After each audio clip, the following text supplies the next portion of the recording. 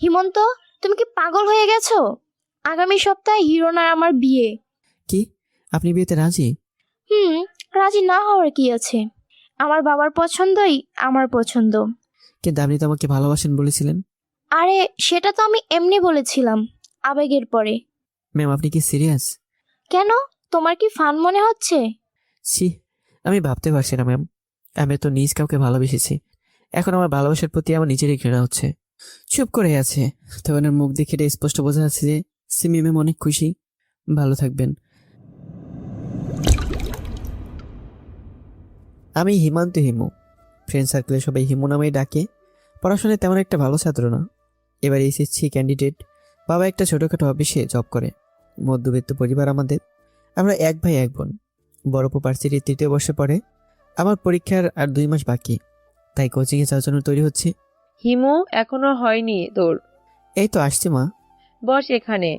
আব্বু কোথায় আম্মু? এইমাত্র বেরিয়ে গেল। ও, সকালে নাস্তা করে একটা খাতা আর একটা কলম নিয়ে বেরিয়ে পড়লাম কোচিংয়ের উদ্দেশ্যে। প্রতিদিনের মতো রিক্সা করে পৌঁছে গেলাম। ভাগ্যিস লেট হয়নি, না হলে স্যারের আরো কিছু নীতিবাক্য শুনতে হতো। কোচিং শেষ করে বাইরে এসে একটা চায়ের দোকানে গিয়ে বসলাম। বসে চা সহ আরো কিছু নাস্তা করে নিলাম। হঠাৎ চোখ গিয়ে পড়লো 2টা ছেলের উপর। দুঃখিত, ছেলে বলে ভুল হবে, ওরা তো হিজড়া। আমার দিকে এক নজরে তাকিয়েছিল, একটু একটু একটু ভয়ও করছিল। ছোটবেলা থেকে আমি এই জিনিসগুলোকে প্রচুর ভয় পাই। একটু পর দেখলাম ওরা উঠে আমার দিকে আসছে। আমি ভয়ে ভয়ে কোনো মতে পকেট থেকে টাকা বের করে দোকানদারকে দিয়ে হাঁটা দিলাম রাস্তা দিয়ে। ওরা আমার পিছু নিল।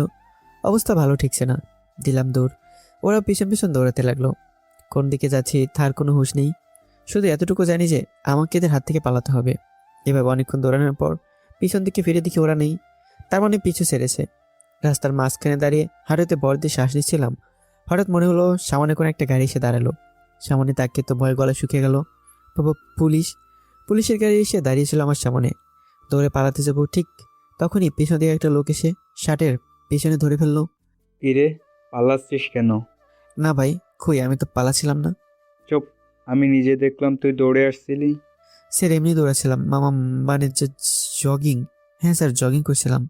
এই দুপুরবেলা জগিং, তাও আবার রাস্তার মাঝখানে? কিছু তো ঝামেলা আছে। না স্যার, কিছু ঝামেলা নেই। আমি স্টুডেন্ট, এইমাত্র কোচিং শেষ করে জগিং করতে করতে বাসায় যাচ্ছিলাম। এই দেখেন খাতা। খাতা দেখতে গিয়ে আরো বড় রকমের টাসকে খেলাম, কারণ আমার হাতে কোনো খাতাই নেই। বয়সে চায়ের দোকানে ফেলে চলে এসেছিলাম। কোথায়? সরি স্যার, ফেলে এসেছি। আবার মিথ্যা কথা। চল আমার সাথে, থানায় চল। প্লিজ স্যার, আমাকে যেতে দিন। কিন্তু কে শোনে কার কথা? পুলিশ আমাকে জোর করে গাড়িতে তুলে নিয়ে এলো থানায়। থানার সামনে সাইনবোর্ড দেখে আরো বেশি চমকে গেলাম। স্যার স্যার, এ আমি কোথায় চলে এলাম? এটা তো আমাদের এরিয়া থানা নয়। তাহলে কোন থানায় বাস করিস তুই? আমাদের থানার নাম বললাম। কি? আরে ওটা তো অনেক দূর, তুই এখানে এসেছিলি কেন? স্যার, সে এক দুর্ঘটনা। চুপ। আবার আরেক নতুন স্টোরি। পুলিশের দমকে একবার চুপ হয়ে গেলাম। চলে গেলাম থানার ভিতরে। ভয় ভয় করছে। অচেনা এক থানায় এলাম, কোনো পরিচিত মানুষই নেই। সেটা বড় কথা না, বড় কথা হলো আমি এখানে কি করে এলাম। তার মানে আমি এত দূর দিয়েছিলাম যে এক থানা থেকে বেরিয়ে অন্য থানায় চলে আসছি। আর একটু দৌড়াতে থাকলে তো জেলা পার হয়ে যেতাম। থাক, সে কথা না ভাবলেও চলবে। ম্যাম, এই ছেলেটি কিছু একটা চুরি করে পালাচ্ছিল, আমি ধরে এনেছি। না ম্যাম, মোটেও না। মহিলা পুলিশটা এখনো অন্যদিকে তাকিয়ে আছে। চুপ। চোরের আবার বড় গলা। কি হয়েছিল বল তাহলে? ম্যাম এদিকে ঘুরেই। কি হয়েছিল? এ কি দেখছি আমি? এটা কি কোনো মেয়ে নাকি আকাশের পরী? পুলিশের ড্রেস পরে এসেছে। প্রথম দেখাতে ক্রাশ খেলাম। হোক না সিনোর, তাতে কি? ক্রাশ যেহেতু খাইছি, প্রেম তো কর্মই। ড্রেসের নাম দেখে নিলাম সিমি। কি কিউট নাম। এই ছেলে। সিমি ম্যামের মিষ্টি কণ্ঠে ডাক শুনে ঘোর কাটলো। না মানে ম্যাম, কি যে করে বলি, মার নিচতের ব্যাপার। চুরি করার সময় মনে ছিল না? যে আমাকে ধরে নিয়েছিল লোকটার নাম আবির। ধ্যাত, বারবার চোর চোর করে মাথা খাচ্ছেন কেন? বলছেন আমি কিছু করিনি। আমাকে দেখি কি আপনার চোর চোর মনে হয়? আবির, ওকে বলতে দাও। আপনি কেন দৌড়াচ্ছিলেন? এই দেখুন, কত মিষ্টি সুরে বলতে বললো। আর আপনি, আপনার কণ্ঠ শুনলেই কুকু, পুরোটা বলতে পারলাম না। সামনে তাকে দেখলাম সিমি ম্যাম লাঠিটাকে নাড়াচাড়া করছিলেন। অন্তরে ভয় ঢুকে গেল। আসলে ম্যাম হয়েছিল কি, সকালে বাসা থেকে বেরিয়ে কোচিংয়ে গিয়েছিলাম। তারপর পুরোটা খুলে বললাম। আমার কথা শুনে সিমি ম্যাম হাসতে হাসতে কড়াকড়ি খাচ্ছে। কি সুন্দর হাসি, সারাদিন তাকিয়ে থাকতে ইচ্ছে করছিল। ও, তাহলে এই ব্যাপার, শেষে হিজড়াদের দৌড়ানি খেয়ে এই অবস্থা হয়েছে তোমার? জি ম্যাম, কিন্তু এখন এই 2টা হিজড়াকে ধন্যবাদ দিতে খুব ইচ্ছে করছে। কেন কেন? না মানে ওরা যদি না দৌড়ানি দিত তাহলে তো আপনার মতো এত মিষ্টি একটা মেয়ের সাথে পরিচিত হওয়া যেত না। ও হ্যালো, সাবধান। হ্যাঁ, এখন যান, বাড়ি ফিরে যান। কিন্তু ম্যাম আমি তো রাস্তা হারিয়ে ফেলেছি, কিভাবে বাড়ি যাব? বাড়ির ঠিকানা বলো। চল, আমি দিয়ে আসছি। না থাক, আমিও ওই দিকেই যাব, আমার সাথে চলে যেতে পারবে। সিমি ম্যামের কথা শুনে একটা নাগিন ডোজ দিতে ইচ্ছে করছে। ধন্যবাদ ম্যাম, তাহলে তো বড়ই উপকার হয়। চলো। তারপর আমি আর সিমি ম্যাম পাশাপাশি গাড়িতে বসে আছি। আসামি হলো হয়তো পিছনে জায়গা হতো, আর এখন সিমি ম্যামের পাশে জায়গা হলো। সিমি ম্যাম গাড়ি ড্রাইভ করছে আর আমি তার পাশে বসে আছি। আচ্ছা ম্যাম, আপনার নাম কি? যদিও জানি তবুও জিজ্ঞেস করলাম। কেন? এমনি জানতে ইচ্ছে হচ্ছিল। সিমি। কোথায় থাকেন? চুপচাপ বসে থাক, নইলে থানায় নিয়ে ভরে রাখবো। তাহলে তো ভালোই হয়। কি? কই কিছু না তো। আপনি সামনের দিকে তাকিয়ে গাড়ি চালান। অকালে মরার শখ নেই, বিয়ে করা বাকি এখনো। কথা বলা বন্ধ করো, নইলে গাড়ির নিচে ফেলে দিব। না থাক, এমনি ভালো আছে। হুম। তারপর আর বেশি কথা বলতে পারিনি, যা ঝাল কথায় কথায় জারি মারে, তাই বেশি কথা বলিনি। গাড়ি গিয়ে থামলো সোজা আমাদের বাড়ির সামনে। আমাকে নামিয়ে দিয়ে সিমি ম্যাম চলে যাচ্ছিল। আরে ম্যাম কোথায় যাচ্ছেন? এভাবে বাড়ি থেকে চলে যাবেন না, ভিতরে আসেন। কেন? এটা কি আমার শ্বশুর বাড়ি নাকি যে উঠে যেতে হবে? আপনি চাইলেই তো হতে পারে শ্বশুর বাড়ি। বিড়বিড় করে বললাম। কি? না মানে চাটুকু খেয়ে যান প্লিজ, অনুরোধটা রাখেন। ওনার হাত ধরেই একটু চান্স নিলাম। উফ, ছাড়ো, যাচ্ছি। ধন্যবাদ ম্যাম। বাড়ির বাইরে দাঁড়িয়ে আছি, বিকেল হয়ে গেল। ভিতরে গেলে হাজার প্রশ্নের সম্মুখীন হতে হবে। ভয়ে ভয়ে কলিং বেলে চাপ দিলাম। সাথে সাথে বাবা হাজির ভিতর থেকে বলে উঠলো। শুনে বড় সড়ো টাসকি খেয়ে গেলাম। কলিং বেল চাপ দেওয়ার পর ওই দেখো, এসেছে আমার আদরের ক্রিমিনাল ছেলে। এইমাত্র জেল থেকে ছাড় পেয়ে এসেছে। বাবা মাকে উদ্দেশ্য করেই বলল। আরে এমন ভাবে বলো না তো। ওকে কেন পুলিশে ধরবে? নিশ্চয়ই তোমার কোথাও ভুল হচ্ছে। ওকে ধরে নিয়ে যাওয়ার সময় আমি নিজের চোখে দেখেছি, আর তুমি বলছো ভুল হয়েছে? মা আর কোনো কথাই বলছে না। এই লিপি, যা ওই বাঁদরটাকে দরজা খুলে দে, আর বলে দে কাপড় গুছিয়ে যেন চলে যায়। বাইরে দাঁড়িয়ে থেকে আমি আর সিমি ম্যাম শুনছিলাম কথাগুলো। আমার আর বুঝতে বাকি রইল না, পুলিশের গাড়িতে করে যখন আবিরের সাথে থানায় যাচ্ছিলাম তখন বাবা অফিস থেকে ফিরছিলেন আর আমাকে দেখে ফেলেছিল। ম্যাম আজকে মনে হয় আপনার চা খাওয়া হলো না, আপনি বরং চলে যান। আপু এসে যদি জানতে পারে আপনার থানায় আমাকে ধরে নিয়ে গিয়েছিল তাহলে আপনাকেও দৌড়ানি দিতে পারে। কেন? দৌড়ানি দিবে কেন?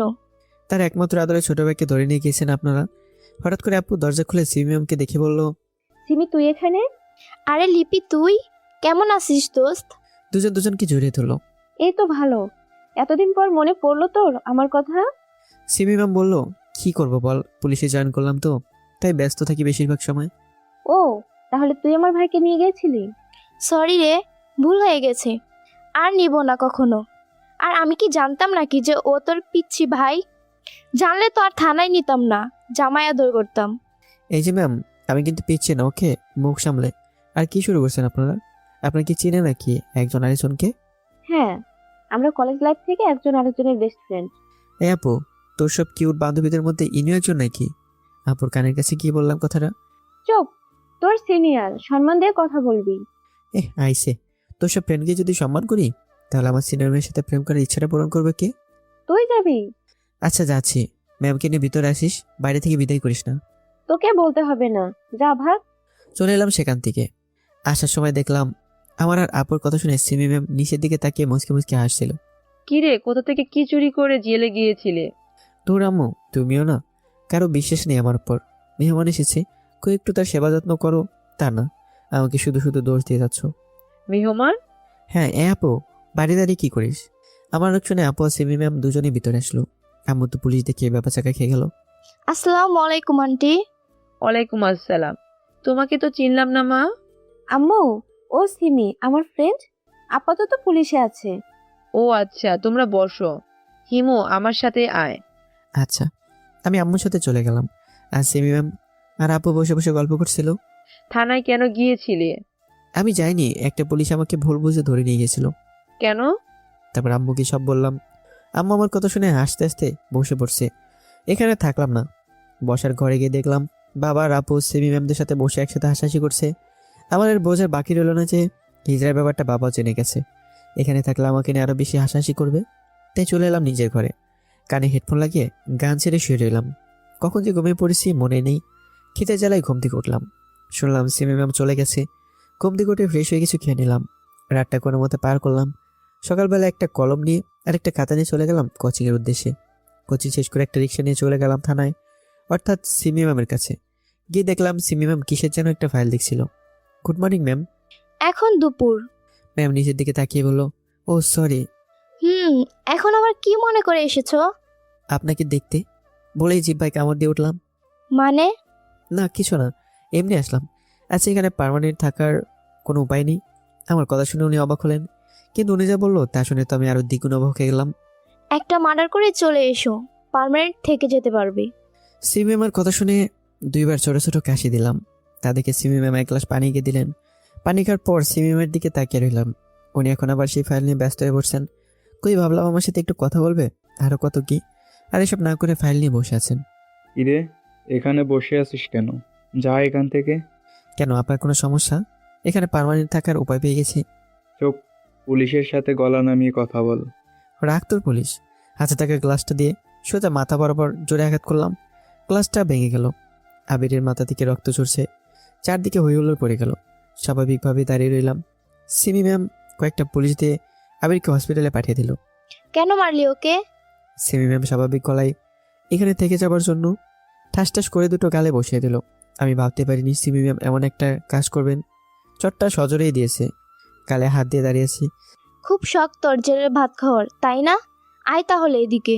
সিমি ম্যাম আমার হাত ধরে টানতে টানতে সোজা কারাগারে ঢুকিয়ে দিল। তালা লাগিয়ে দিয়ে নিজের চেয়ারে গিয়ে বসে পড়লো। মনে হচ্ছে বেশ রেগে গেছে। এমনটা হয়ে যাবে তা ভাবতে পারিনি। দেয়ালে হেলান দিয়ে বসে আছি। সিমি ম্যামের টেবিলটা আমার কাছ থেকে স্পষ্ট দেখা যায়। আমি সেদিকেই তাকিয়ে আছি। অনেকক্ষণ ধরে দেখলাম সিমি ম্যাম চেয়ারে হেলান দিয়ে শুয়ে আছে। হয়তো কিছু ভাবছিল। কিছুক্ষণ পর আবার কারাগারের দরজা খুলে আমার পাশে আসলো। সবাই এখান থেকে পালাতে চায়, আর তুমি এখানে থাকতে চাও কেন? সিমি ম্যাম তুমি করে বলছে, হয়তো রাগ কমেছে। এমনি এখানে থাকলে কেমন লাগে এটাই জানতে। জানা হয়েছে। কেন? জানা হলে এখান থেকে যাও। পুলিশ কি মানে শাস্তি শুধু এতটুকুই? দেখো হিমন্ত, এখানে থাকলে তোমার জীবনটা বরবাদ হয়ে যাবে। কেন নিজের হাতে নিজের লাইফটা নষ্ট করতে চাও? নষ্ট করছি না তো, শুধু সাজানোর চেষ্টা করছি। মানে? কিছু না। তোমাকে বুঝিও কিছু হবে না, থাকো এখানে। সিমি ম্যাম চলে গেল। ওনার কথা শুনে এটা স্পষ্ট বুঝতে পারছি যে সিমি ম্যাম এখন আর একটু রেগে নেই। এভাবেই কিছুক্ষণ কেটে গেল। বিকেল হয়ে এসেছে। খিদাও পাইছে। আশেপাশে কোনো পুলিশও দেখতে পারছে না। গেল কই সব। দেখতে পেলাম সিমি ম্যাম নিজের চেয়ারে বসে আছে। এখনো খেয়েছে বলে মনে হয় না। ডাকবো কি ডাকবো না এসব ভাবতে ভাবতেই আস্তে করে ডাক দিলাম, সিমি ম্যাম। মনে হলো আমার ডাকের অপেক্ষায় বসেছিল। এক গ্লাস পানি হবে? কেন এখনকার মাথা ফাটাবে? মাথা ফাটাবো কেন, আসলে খিদে লাগছে খুব। কিছু খেতে দিবেন? না, তোমার জন্য কোনো খাবার নাই। এভাবেই থাকো। আসামিদের জন্য তো খাবার থাকে, তাহলে আমার বেলা উল্টো কেন? কারণ তুমি আসামি না, মহা আসামি। হ্যাঁ, আচ্ছা আপনি খেয়েছেন? সেটা জেনে তোমার কি? হ্যাঁ সেটাই তো। অতবার চুপ করে বসে রইলাম। কিছুক্ষণ পর একটা পুলিশ আসলো। দুইটা টিফিন বক্সে খাবার নিয়ে আসলো। ম্যাম ইশারা করে বলে দিল, এটা এখানে রেখে আরেকটা বক্স যেন আমাকে দিয়ে যায়। আমি তো সিমি ম্যামের কর্মকাণ্ডে অবাক। আমার জন্য আর ম্যামের জন্য আলাদা খাবার ভাবা যায় এগুলো? পুলিশ আমার কাছে খাবার আর পানি নিয়ে চলে এলো।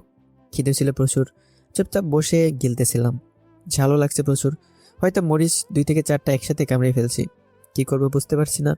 পানি শেষ করে ফেলেছি। জীবনটাই বেদনা। ঝাল তো আর থামে না। আমার অবস্থা দেখে সিমি ম্যামকে দেখলাম পানি নিয়ে আসছে। এসে দেখলো পানিতে কাজ হবে না। দেখে শুনে খেতে পারিস না, রাক্ষস কোথাকার। আমি তো কথাই বলতে পারছি না। এদিকে আয়। মাথার পেছনে ধরে মুখের সামনে নিয়ে নিজের ঠোঁট দুটো লাগিয়ে দিল আমার ঠোঁটে। মনে হয়েছিল মুখে সব ঝাল আস্তে আস্তে ওধা হয়ে যাচ্ছে। অনেকক্ষণ এভাবে থাকার পর সিমি ম্যাম নিজে থেকেই সারিয়ে নিল।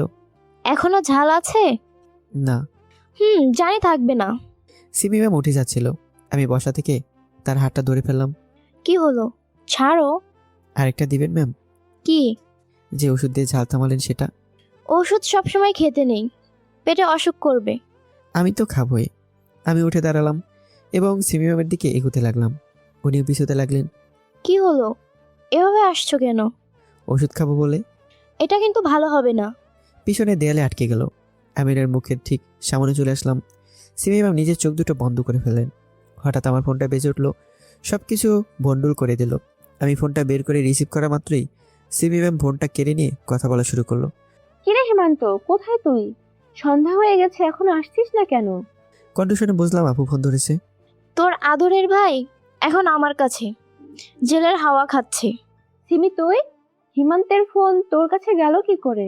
তোর ভাই আমার কাছে, তো ফোন কি অন্য কারোর কাছে থাকবে? আমার ভাই তোর কাছে কেন? পুলিশকে মারার দায়ে হাজতে ঢুকিয়ে রেখেছি, এখন শাস্তি দিচ্ছি। আর তুই ডিস্টার্ব করিস না, ফোন রাখ। এই সাবধান, আমার ভাইকে কিছু করলে তোর খবর আছে বলে দিলাম। তোর আদরের ভাই চিৎকার শুনবি? পারলে শোনা তো দেখি। সিমি ম্যাম বলছে, আর আমি শুধু শুনে মুচকি মুচকি হাসছি। বলার সাথে সাথে সিমি ম্যাম আমার পেটে জোরে একটা সিমটি কাটলো। ও মা গো, মরে গেলাম। শুনলি তো তোর ভাইয়ের চিৎকার? তুই মারলি, অথচ কোনো শব্দ হলো না কেন? ওই, ওটা তোর কোন ধরনের মার রে? যে ধরনেরই হোক, তোর কি? ডিস্টার্ব করবি না, ফোন রাখ। সিমি ম্যাম ফোনটা কেটে দেবে এমন সময় হ্যাঁ রাখছি, ভালো করে যত্ন নিস আমার ভাইটার। সেটা তোকে বলে দিতে হবে না। সিমি ম্যাম ফোনটা আমার পকেটে ঢুকিয়ে দিল। এত জোরে কেউ সিমটি দেয়? দেয়ালে হাত রেখে বললাম, ব্যথা পাইছো? আমি একটা দিই, পরে দেখেন ব্যথা লাগে কি আরাম লাগে। এই বাজে ছেলে, আজেবাজে জায়গায় হাত দিলে হাত ভেঙে ফেলবো। আমাকে আঘাত করতে পারবেন আপনি? সিমি বলল, আপনি আমার কোন বাপের মেয়ে জামাই যে আপনাকে আঘাত করতে পারবো না? যাবাক সর সামন থেকে, জারি মেরেই চলে গেল। বলে ধাক্কা দিয়ে সরিয়ে দিয়ে 2 কেজি ওজনের ছ্যাঁকা দিয়ে সেখান থেকে চলে গেল। এতক্ষণ মনে করেছিলাম যে সিমি ম্যাম হয়তো আমাকে ভালোবাসে, কিন্তু এখন মনে হচ্ছে পুরাটাই আমার ভুল ধারণা। যাই হোক, ছ্যাঁকাকে দেবদাসের মতো দেয়ালে হেলান দিয়ে বসে রইলাম। রাত হয়ে এলো, কিন্তু আশ্চর্যের ব্যাপার হলো সিমি ম্যাম এখনও বাসায় যাচ্ছে না কেন? ওনার ডিউটি কি এখনও শেষ হয়নি? যাই হোক, এভাবে কিছুক্ষণ বসে থাকার পর হঠাৎ দেখতে পেলাম সিমি ম্যামের ফোনে একটা ফোন কল আসলো। কথা শুনে মনে হচ্ছিল যে তোর আঙ্কেলের, সিমি ম্যামের বাবার ফোন। ফোনের অপর পাশ থেকে কিছুই শোনা যাচ্ছিল না, কিন্তু সিমি ম্যামের কথাগুলো স্পষ্ট শোনা যাচ্ছিল। কথাগুলো ছিল এরকম, বাবা বলো। না বাবা, আজকে আর বাসায় ফিরবো না, থানায় থেকে যাব। একটা ইম্পর্টেন্ট কাজ আছে, তাই তুমি আমাকে নিয়ে চিন্তা করো না। মেয়ে বলে কি হয়েছে? তাছাড়া এখানে আমার... কথাটা আস্তে বলার কারণে শুনতে পাইনি, তবে সিমি ম্যামের মুখে আমার দিকে তাকিয়ে মুচকে হাসি দেওয়ার ছাপ দেখতে পেয়েছি। তুমি যা মনে করো তাই করো, রাখি ভাই। বলে সিমি ম্যাম ফোনটা কেটে দিল। তারপর কিছুক্ষণ চেয়ারে বসে রইল। কিছুক্ষণ পর আমার কাছে এসে আমার পাশে দেয়ালে হাত দিয়ে বসে পড়লো। আমি এক নজর সিমি ম্যামের দিকে তাকিয়ে আবার চোখ নামিয়ে নিলাম। কি হলো, বাসায় যাবে না? এখানেই থেকে যাবে নাকি? এটা কি আমার শ্বশুর বাড়ি নাকি, যে যখন ইচ্ছা ক্রিমিনাল হয়ে ঢুকে পড়বো, আবার যখন ইচ্ছা বেরিয়ে যাব? আমাকে এভাবে ছেড়ে দিলে বেচারা আবির কি ভাববে? আগে তোমার মুখটা বন্ধ করো। আবিরের সাথে আমার কথা হয়েছে। আবির তোমার প্রতি একটুও রেগে নেই। সে বলেছে আমি যেন তোমাকে ছেড়ে দিই। ছেলেটা কি ভালো, তাই না? এমন ছেলে ঘরে ঘরে থাকা দরকার। বলেই সিমি ম্যামের দিকে তাকালাম। সিমি ম্যাম আমাকে কিছু না বলে রাগী লোক নিয়ে আমার দিকে তাকালো। না মানে কি আর বলবো, আমি নিজেই তো ঠিক নেই। কিন্তু আরেকটা কথা, আমি কিন্তু ঠিকই এখনো রেগে আছি। কার ওপর? আপনার উপর। কেন? আবির কোনো কমপ্লেন না করার পরেও আপনি কেন আমাকে জেলের ভাত খাইয়েছেন? মেরে মেরে গুনে গুনে 32টা দাঁত ফেলবো। তোমাকে আমি জেলের ভাত খাওয়াইনি, আমার মায়ের হাতের রান্না করা খাবার খাইয়েছি। তাই তো বলি, এত জ্বালাসে থেকে সিমি ম্যামকে রাগানোর জন্যই বললাম। চুপ, আমার মায়ের রান্নার ব্যাপারে একটা বাজে কথাও বললে ডান্ডার বাড়ি খাওয়াবো বলে দিলাম। না থাক, সব একদিনই খেলে আরেকদিন এসে কি খাবো? মানে জেলে ঢুকার ইচ্ছা আরও আছে তোমার? মাঝে মাঝে তো আসতে হবে, না আসলে কি এত সাথে খাবার খেতে পারতাম? আমি নিজের ঠোঁটে হাত রেখে বললাম। এতে সিমি ম্যাম স্পষ্ট বুঝে গেল যে আমি কিসের কথা বলছি। আর একটা কথা বলে মাথা ফাটিয়ে দিব বলে দিলাম। আর একটা কথাই বলবো, বলি। সিমি ম্যাম আমার দিকে একবার তাকালো। বলো। পুলিশের ড্রেসে না আপনাকে হেভি কিউট লাগে। হয়েছে। আমি চুপ করে আছি। এত সুন্দর পাম মারলাম, তবু একটু আদর করলো না। চলো আমার সাথে। কোথায় যাব? মামার বাসায়। কেন? কারণ আমরা এখন মামার বাসায় গিয়ে থাকবো। আমরা মানে? আপনি আর আমি? বেশ মজা হবে। কোনো কথা না বলে রাগে খটমট করতে করতে উঠে চলে গেল। সিমি ম্যামের পিছন পিছন আমি বাইরে বেরিয়ে এলাম। কিছুক্ষণ মাত্র কাড়াকাড়ি ছিলাম। মনে হচ্ছিল অনেক বছর পর মুক্তি হলাম। শরীরটাকে লম্বা করে টান করে নিলাম। সামনে তাকিয়ে দেখলাম সিমি ম্যাম রেগে তাকিয়ে আছে। কি করছিলে এটা? না মানে ছোটবেলায় সিনেমায় দেখতাম ভিলেন জেল থেকে ছাড়া পাওয়ার পর শরীরটাকে মোচড় দেয়, তাই আমিও ট্রাই করলাম আর কি। রেগুন হয়ে লাঠিটাকে নাড়াচ্ছিল। তুই ভিলেন? না না না, মানে। চুপ, তুই জীবনে আর মানুষ হবি না। চল। সিমি ম্যাম আগে আগে চলে গেল। বাইরে এসে একটা গাড়িতে উঠে বসলো। আমি ভেবেছিলাম হয়তো পুলিশের গাড়ি করে যাবে, কিন্তু এখন দেখছি সিমি ম্যাম একটা পার্সোনাল কারে গিয়ে উঠে বসলো। আমাকে ইশারা করলো ওনার পাশে গিয়ে বসার জন্য। আমি বাধ্য ছেলের মতো গিয়ে বসে পড়লাম। সিমি ম্যাম নিজে ড্রাইভ করছিল। ম্যাম, একটা কথা বলবো? মুখ খুলতে ইচ্ছে করছে আবার, তাই না? না, আসলে তা না। বলো কি বলবে। আপনি আমাকে একবার তুমি করে একবার তুই এভাবে বলেন কেন? আমার ইচ্ছা। তোর কোনো সমস্যা? না থাক, এটাই ভালো। যাও, তুমি বলা শুরু করেছিল, এখন আবার তুই। হুম। আচ্ছা ম্যাম, এটা কার গাড়ি? আমার। আমার না, বলেন আমাদের। আপনি নিশ্চয়ই নিজেদের টাকায় কেনেননি, তাই এটা আপনার এখনো হয়নি, আপনার বাবার। সো আমাদের বলবেন। একটু জ্ঞান দেওয়ার চেষ্টা করলাম, ভুলে গেছিলাম উনি আমার সিনিয়র। বললাম তো আমার। চিৎকার দিয়ে গাড়িটা থামিয়ে দিল। সো সরি, বুঝতে পারিনি। তোর পুরো নাম কি? হেমন্ত। আপনি ভালোবেসে হেমো ডাকতে পারেন। চপ। আমি তোকে কেন ভালোবাসতে যাব? নাম গাড়ি থেকে। আবারও ছেঁকা খেলাম, ভাবতে পারিনি এভাবে না করে দেবে। ওইদিকে সিমি ম্যাম গাড়ি থেকে নেমে গেল, সাথে সাথে আমি নেমে গেলাম। এখানে নামলো কেন কিছুই বুঝতে পারলাম না। হয়তো এটাই সিমি ম্যামের মামার গাড়ি। ম্যাম, এইখানে নামলেন কেন? কেন? আরো যাওয়ার ইচ্ছা আছে নাকি তোমার? ধুর, কথা পেঁচায় না তো, এমনিতে ঠান্ডা লাগছে। একেই তো এই শীতের রাতে মাঝ রাস্তায় দাঁড় করে রাখছেন। ও সরি, আমরা যেখানে যেতে চেয়েছিলাম এটাই সেই জায়গা। চলো ভিতরে যাওয়া যাক। সিমি ম্যাম আর আমি বাড়ির ভিতরে চলে গেলাম। ভিতরে গিয়ে আমি একটু অবাকই হলাম, কারণ বাড়িতে কেউ নেই। বাড়িটা একদম ফাঁকা। আপনার মামা মামি কোথায় ওনারা? একদম ফাঁকা ফাঁকাই লাগছে বাড়িটা। আসলে আমি তোমাকে একটা মিথ্যা কথা বলেছিলাম। কি মিথ্যে কথা? কি মিথ্যে কথা? আসলে এটা আমার মামার বাড়ি না, তাহলে কার বাড়ি? এটা আমাদের পুরনো বাড়ি। এখন কেউ এখানে থাকে না, ফাঁকাই থাকে। না মানে, এটা কি বাংলো নাকি? কিন্তু তুমি এভাবে ভয় পাচ্ছ কেন? না কিছু না, আপনি থাকেন, আমি যাই বলে বেরিয়ে যেতে চেয়েছিলাম, কিন্তু সিমি ম্যাম হাতটা ধরে ফেলেছেন। সিমি ম্যাম মায়াবী কণ্ঠে বলে উঠলো, আমাকে একা ফেলে চলে যাচ্ছ? কি আর করবো বলেন? ছোট থেকে শুনে এসেছি পুরনো বাড়িতে ভূত থাকে। আমার কথা শুনে সিমি ম্যাম আমার হাতটা ছেড়ে হাসতে লাগলো। কি হলো, হাসেন কেন? সিমি ম্যাম হাসতে হাসতে বলল, তুমি এসবে বিশ্বাস করো? বিশ্বাস না করে কি উপায় আছে? আমি কয়েকটা জিনিসকেই জন্ম থেকে ভয় পাই, তার মধ্যে এই ভূত কাকু অন্যতম। যেহেতু হিজড়াদের দেখে ভয়ে তোমার জান বেরিয়ে যাচ্ছিল। ওনার হাসি যেন আরো বেড়ে গেল। দূর, একদম আসবেন না। হাসলে আপনাকে একদম ভালো লাগে না, ঠিক শাকসুনির মতো লাগে বলে নিজের মুখে নিজে হাত দিলাম। কি বলে ফেললাম? কোনো কথাই বলছে না, হাসি বন্ধ করে মুখ গোমরা করে ঠায় দাঁড়িয়েছে। সরি, কান ধরে বললাম। এখনো কোনো কথা বলছে না, মাথা নিচু করে দাঁড়িয়েছে। হয়তো আমার কথা অনেক কষ্ট পেয়েছে। কেন যে কথাটা বলতে গেলাম, আমি নিজেকে নিজে মারতে ইচ্ছে করছে। দেখি মন ভালো করে যায় কিনা। বললাম তো সরি, ভুল করে বলে ফেলেছি। আপনার হাসিটা অনেক মিষ্টি, প্লিজ রাগ করেন না। সিমি ম্যামের হাতটা ধরে কথাটা বললাম। চলো। হাত ছেড়ে চলে যেতে চাইছিল। বুঝেছি, এভাবেও হবে না, অনেক হয়েছে। এবার একটু এদিকে এসো দেখি। এক টানে এনে 4 ঠোঁট এক করে দিলাম। প্রথমে একটু ছেড়ে নেওয়ার চেষ্টা করলো, পরে আর করলো না। ও নিজেও রেসপন্স দিতে শুরু করলো। প্রায় 2 মিনিট এভাবে থাকার পর সিমি ম্যাম আস্তে করে নিজেকে ছাড়িয়ে নিল।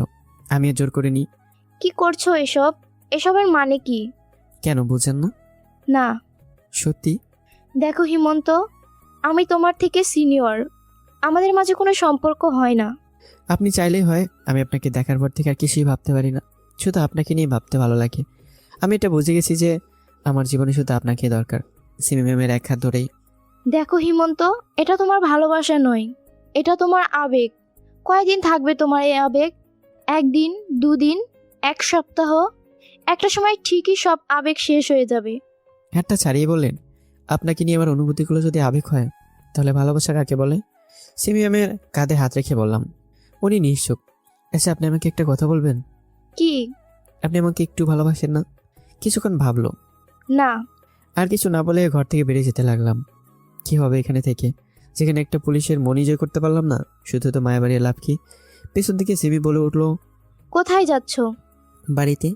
এত রাতে? তাতে কি হয়েছে? না মানে তেমন কিছু না, সামনে একটা ছোট গোরস্থান আছে, তাই বলছিলাম সাবধানে যেতে। পিছনে তাকে দেখলাম সিমি ম্যাম মুখ টিপে হাসছিল। দিলেন তো আমার এত সাদের ইমোশনালটা নষ্ট করে। কি হলো, দাঁড়িয়ে আছো কেন? যাও। হাসতে হাসতে বলছিল। আর এদিকে আমার গা জ্বলছিল। ইচ্ছে হচ্ছিল যে দেখে দিই। আমি এসব ভয় পাই না, কিন্তু কি আর করার, অন্তরের ভয় কি আর কারো কথা শুনে? অবশেষে হার মানতে হলো নিজের ভয়ের কাছে। কি হলো, সাহেবের হাওয়া বের হয়ে গেল? বলে হাসতে লাগলো সিমি ম্যাম। এটা বলা কি খুব জরুরি ছিল? বুঝেছি, এখন লক্ষ্মী ছেলের মতো এই ঘরেই শুয়ে পড়ো। আঙ্গুল দিয়ে একটা ঘরকে দেখিয়ে। আর আপনি কোথায় থাকবেন? কেন? এই ঘরেই। ওই একই ঘর দেখে মুচকে হাসি দিয়ে, কি এতক্ষণ তো খুব বলছিলেন যে আপনি আমাকে ভালোবাসেন না, তাহলে এখন কেন এক ঘরে আমার সাথে থাকতে যাচ্ছেন? ভয় করেন আপনার? না তো, তুমি তো আমার একমাত্র ঘনিষ্ঠ বান্ধবীর ছোট ভাই। তোমার সাথে থাকতে আমার কেন ভয় করবে? কিন্তু আপনার সাথে থাকতে আমার ভয় করে। থাকবো না আমি আপনার সাথে। তাহলে তুমি কি করবে? বাসায় চলে যাবে? বাইরের ভূতের কথা মনে আছে তো? আবারও হাসতে লাগলো। আমার মিষ্টি মনের রাগটাকে নিয়ে তো ভালোই মজা নিচ্ছেন। একদিন ঠিকই বুঝিয়ে দেবো। ভিলেনের মতো একটা হাসি দিলাম। তুমি আবার কি করবে? তুমি তো একটা পিচ্চি। নিমিষে আমার ভিলেনকে হাসিও দাও। কি আমি পিচ্ছি? থাকবো না আমি আপনার সাথে। আমি অন্য ঘরে গিয়ে শুয়ে পড়ছি। সিমি ম্যাম যে ঘরটা দেখেছিলেন তার পাশের ঘরটাতে চলে যাচ্ছিলাম। পেছন থেকে সিমি ম্যাম বলে উঠলো, দেখা যাবে একা একা কতক্ষণ থাকতে পারো। ভয় করলে চলে এসো, আমার দরজা খোলাই থাকবে। কিছু না বলে ঘরের ভেতর গিয়ে সোজা দরজা লাগিয়ে দিলাম। মোবাইলে ফ্ল্যাশ লাইট দিয়ে প্রথমে ঘরের লাইটের সুইচ খুঁজে ওটা জ্বালিয়ে নিলাম। চারপাশটা ভালো করে দেখে নিলাম। দেখে মনে হচ্ছে এখানে দেখাশোনা করার কেউই নিশ্চয়ই থাকে। ঘরটা গোছানো, বিছানার উপর একটা বালিশ রাখা ছিল। গিয়ে শুয়ে পড়লাম। চোখটা বন্ধ করতে মনে হলো কে আমার পাশে শুয়ে আছে। তাড়াতাড়ি করে চোখ খুললাম, কিন্তু কাউকে দেখতে পেলাম না। মনের মধ্যে অদ্ভুত ধরনের ভয় কাজ করতে লাগলো। তখনই মনে হলো সিমি ম্যামের কথাগুলো। উনি তো বলেছিলেন এখানে ভূত আছে। তবে কি উনি সত্যি বলেছিলেন? মাথায় কিছুই কাজ করছে না, শুধু ভয় করছে। সিমি ম্যাম তো বলেছিলেন ওনার ঘরের দরজা খোলা থাকবে। তাই আস্তে আস্তে করে উঠে বাইরে বেরিয়ে গেলাম। পাশের ঘরে সিমি ম্যাম থাকে। ওনার ঘরের সামনে গিয়ে দরজা হালকা ধাক্কা দিতেই দরজা খুলে গেল। আমি কিছু না ভেবেই ঘরের ভিতরে প্রবেশ করে ফেললাম। দরজাটা লাগিয়ে দিয়ে সিমি ম্যামের বিছানার পাশে গিয়ে দাঁড়িয়ে রইলাম। সিমি ম্যামকে দেখলাম ঘুমিয়ে আছে, কিন্তু আমি ভাবছি আমি থাকবো কোথায়? ছোট্ট একটা বিছানা, সেখানে সিমি ম্যাম কীভাবে সুন্দরভাবে ঘুমিয়ে আছে। এই যে লুচুনি, কি করছেন? কি ছাড়েন বলছি। চুপচাপ শুয়ে থাকো, কোনো কথা বলবো না। আমি জানতাম তুমি এখানে আসবা। জানেন তখন ভালো করছেন, এখন ছাড়েন তো, না হলে কিন্তু। সিমি ম্যাম মুচকে হাসি দিয়ে বলল, না হলে কি করবা? করো, মানা করছে কে? ব্যথা পাচ্ছি তো। তো আমি কি করব? ঠিক আছে, দেখাচ্ছি কি করবেন। আমি আরো বেশি শক্ত করে জড়িয়ে ধরলাম। ও মা গো, ব্যথা পাচ্ছি তো। তো আপনার জন্য আমি কি করতে পারি? কি করবা মানে? আস্তে জড়িয়ে ধরো। কি লুচুনি মেয়ে গো বাবা, তবুও ছাড়তে বলে না। ছাড়তে কেন বলবো? আমারও তো ভালোই লাগছে। বুকের মাঝে মাথা লুকিয়ে, আচ্ছা ম্যাম একটা কথা বলবো? বলো। 2 দিনের পরিচয় একটা ছেলের সাথে এইভাবে শুয়ে থাকতে আমরা ভয় করছে না? না, তোমার প্রতি আমার পুরো বিশ্বাস আছে। হঠাৎ এত বিশ্বাস কোত্থেকে উদয় হলো? তোমার প্রতি আমার ভালোবাসা থেকে। কিন্তু তখন যে না করলেন। এটা তো এমনি করছিলাম। সত্যি? এত খুশি হওয়ার কিছু নেই। রাত হয়েছে অনেক, ঘুমিয়ে যাও এখন। কিন্তু আবার কি হলো? মাথাটা পড়ে নেই, খেতে পাইছে খুব। সে দুপুরে খেয়েছিলাম, তারপর থেকে আর খাওয়া হয়নি। ঠান্ডা লাগছে খুব। এখন আমি তোমার জন্য বিছানা ছেড়ে রান্নাঘরে যেতে পারবো না। তাহলে আমার কি হবে? আজ রাতের মতো লিপস্টিক খেয়ে পার করে দাও প্লিজ। চলবে না? সিমি ম্যাম মুচকে হাসি দিয়েই, চলবে মানে একেবারে দৌড়াবে। ছোট্ট একটা হাসি দিয়ে আমার ঠোঁটগুলো বসিয়ে দিলাম সিমির ঠোঁটে। কতক্ষণ এভাবে ছিলাম নিজেও জানি না। কিছুক্ষণ পর সিমি ম্যাম নিজেকে ছাড়িয়ে নিল। তারপর আমার দিকে কিছুক্ষণ তাকিয়ে রইল। আমার ঠোঁটগুলোকে তো খেয়েই ফেলেছো, এখনো পেট ভরে নাই? সারা রাত না খেয়ে থাকতে হবে, এখনই কি করে পেট ভরবে বলেন? কিছু না করতে দিলে কিন্তু রান্না করতে পাঠাবো। সিমি ম্যাম কিছুক্ষণ আমার দিকে তাকিয়ে রইল। আচ্ছা, তুমি এখানেই থাকো, আমি রান্নাঘরে যাচ্ছি। বিছানা থেকে উঠে যাচ্ছিল, দেখে মনে হচ্ছে ওনার মনটা খুব খারাপ। সিমি ম্যামের একটা হাত ধরে আবার আমার পাশে শুয়ে দিয়ে আস্তে করে জড়িয়ে ধরলাম। হঠাৎ এতটা পাল্টে গেলেন কি করে? হিমন্ত, আমার খুব ভয় করছে। যদি আমাদের মাঝে কিছু একটা হয়ে যায়। মন খারাপের কণ্ঠে বলল, এত তাড়াতাড়ি আমার প্রতি বিশ্বাস উঠে গেল? কিছু হবে না, ঘুমিয়ে পড়েন। সিমি ম্যাম আমার বুকের মাঝে থাকা অবস্থায় ঘুমিয়ে পড়ল। আমি কিছুক্ষণ পর ঘুমিয়ে পড়লাম। সকালবেলা ঘুম থেকে উঠে সিমি ম্যামকে পাশে দেখলাম না। কেউ একজন ঘরের দিকে আসছে মনে হলো। অবাক হওয়ার কারণ হলো সিমি ম্যাম একটা নীল শাড়ি পরে এসেছিল। কিন্তু আমার প্রশ্ন হলো, সিমি ম্যাম তো এখানে পুলিশের ড্রেস পরে এসেছিল, তাহলে এই শাড়ি কোথায় পেল? কি হলো? এভাবে তাকিয়ে কি দেখছো? দেখছি না, ভাবছি। কি এত হা করে ভাবছো? বলছে আগে বলেন, রান্না হয়েছে? সব রেডি। মুখে হাসি নেই বললো সিমি ম্যাম। আচ্ছা আমাকে একটা কথা বলবেন? কি?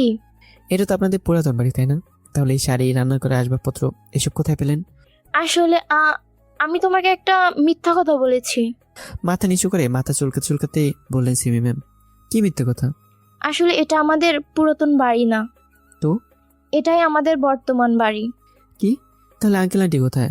বাবা কিছুদিনের জন্য দেশের বাইরে চলে গেছেন, আর আমার মাকে আমি জন্মের পরেই দেখিনি। ও, আসলে আমি আপনাকে হার্ট করতে চাইনি। আমি ফ্রেশ হয়ে গিয়ে নাস্তা করে নিলাম। আমাকে এখন থানায় যেতে হবে। যাবে তুমি? থানায় যাবেন মানে? এত সুন্দর করে শাড়ি পরলেন, এখন এই শাড়ি পরে থানায় যাবেন? না, এভাবে যাওয়া যাবে না, পুলিশের ড্রেস পরে যেতে হবে। তাহলে এই সকালবেলা শাড়ি পরে কি দরকার ছিল? কেন পরেছিলেন? শুধু তো পুরোটা বলতে পারিনি। তার আগে ভিলেনের আগমন। হঠাৎ কোত্থেকে এক পাগল এসে বলল, hi Simi. Hi Hiran. Simi ma'am দৌড়ে গিয়ে ছেলেটাকে জড়িয়ে তুলল। সিমি ম্যামকে দেখে মনে হচ্ছে আজ সে অনেক খুশি। হিরণ নিজেকে ছাড়িয়ে নিয়ে, কেমন আছো সিমি? ভালো। কতদিন পরে মনে হলো এই সিমির কথা। সিমি ম্যাম অভিমানী সুরেই বলল। তারপর তারা আরও কিছুক্ষণ কথা বলল। আমার কেন যেন অনেক কষ্ট হচ্ছিল তাদের এমন জড়িয়ে ধরা, তাদের এত কথা বলার ধরন, এসব আমার গায়ে এক একটা কাটার মতো লাগছিল। ওইদিকে সিমি ম্যামকে মনে হচ্ছিল সে আজ অনেক খুশি। কেন জানি প্রিয় মানুষটাকে আজ খুশি দেখেও কষ্ট হচ্ছে। কি এই ছেলে হঠাৎ কোত্থেকে জুড়ে বসলো? হঠাৎ দেখলাম সিমি ম্যাম ছেলেটাকে নিয়ে আমার দিকে আসছিল। এসো তোমাদের পরিচয় করিয়ে দিই।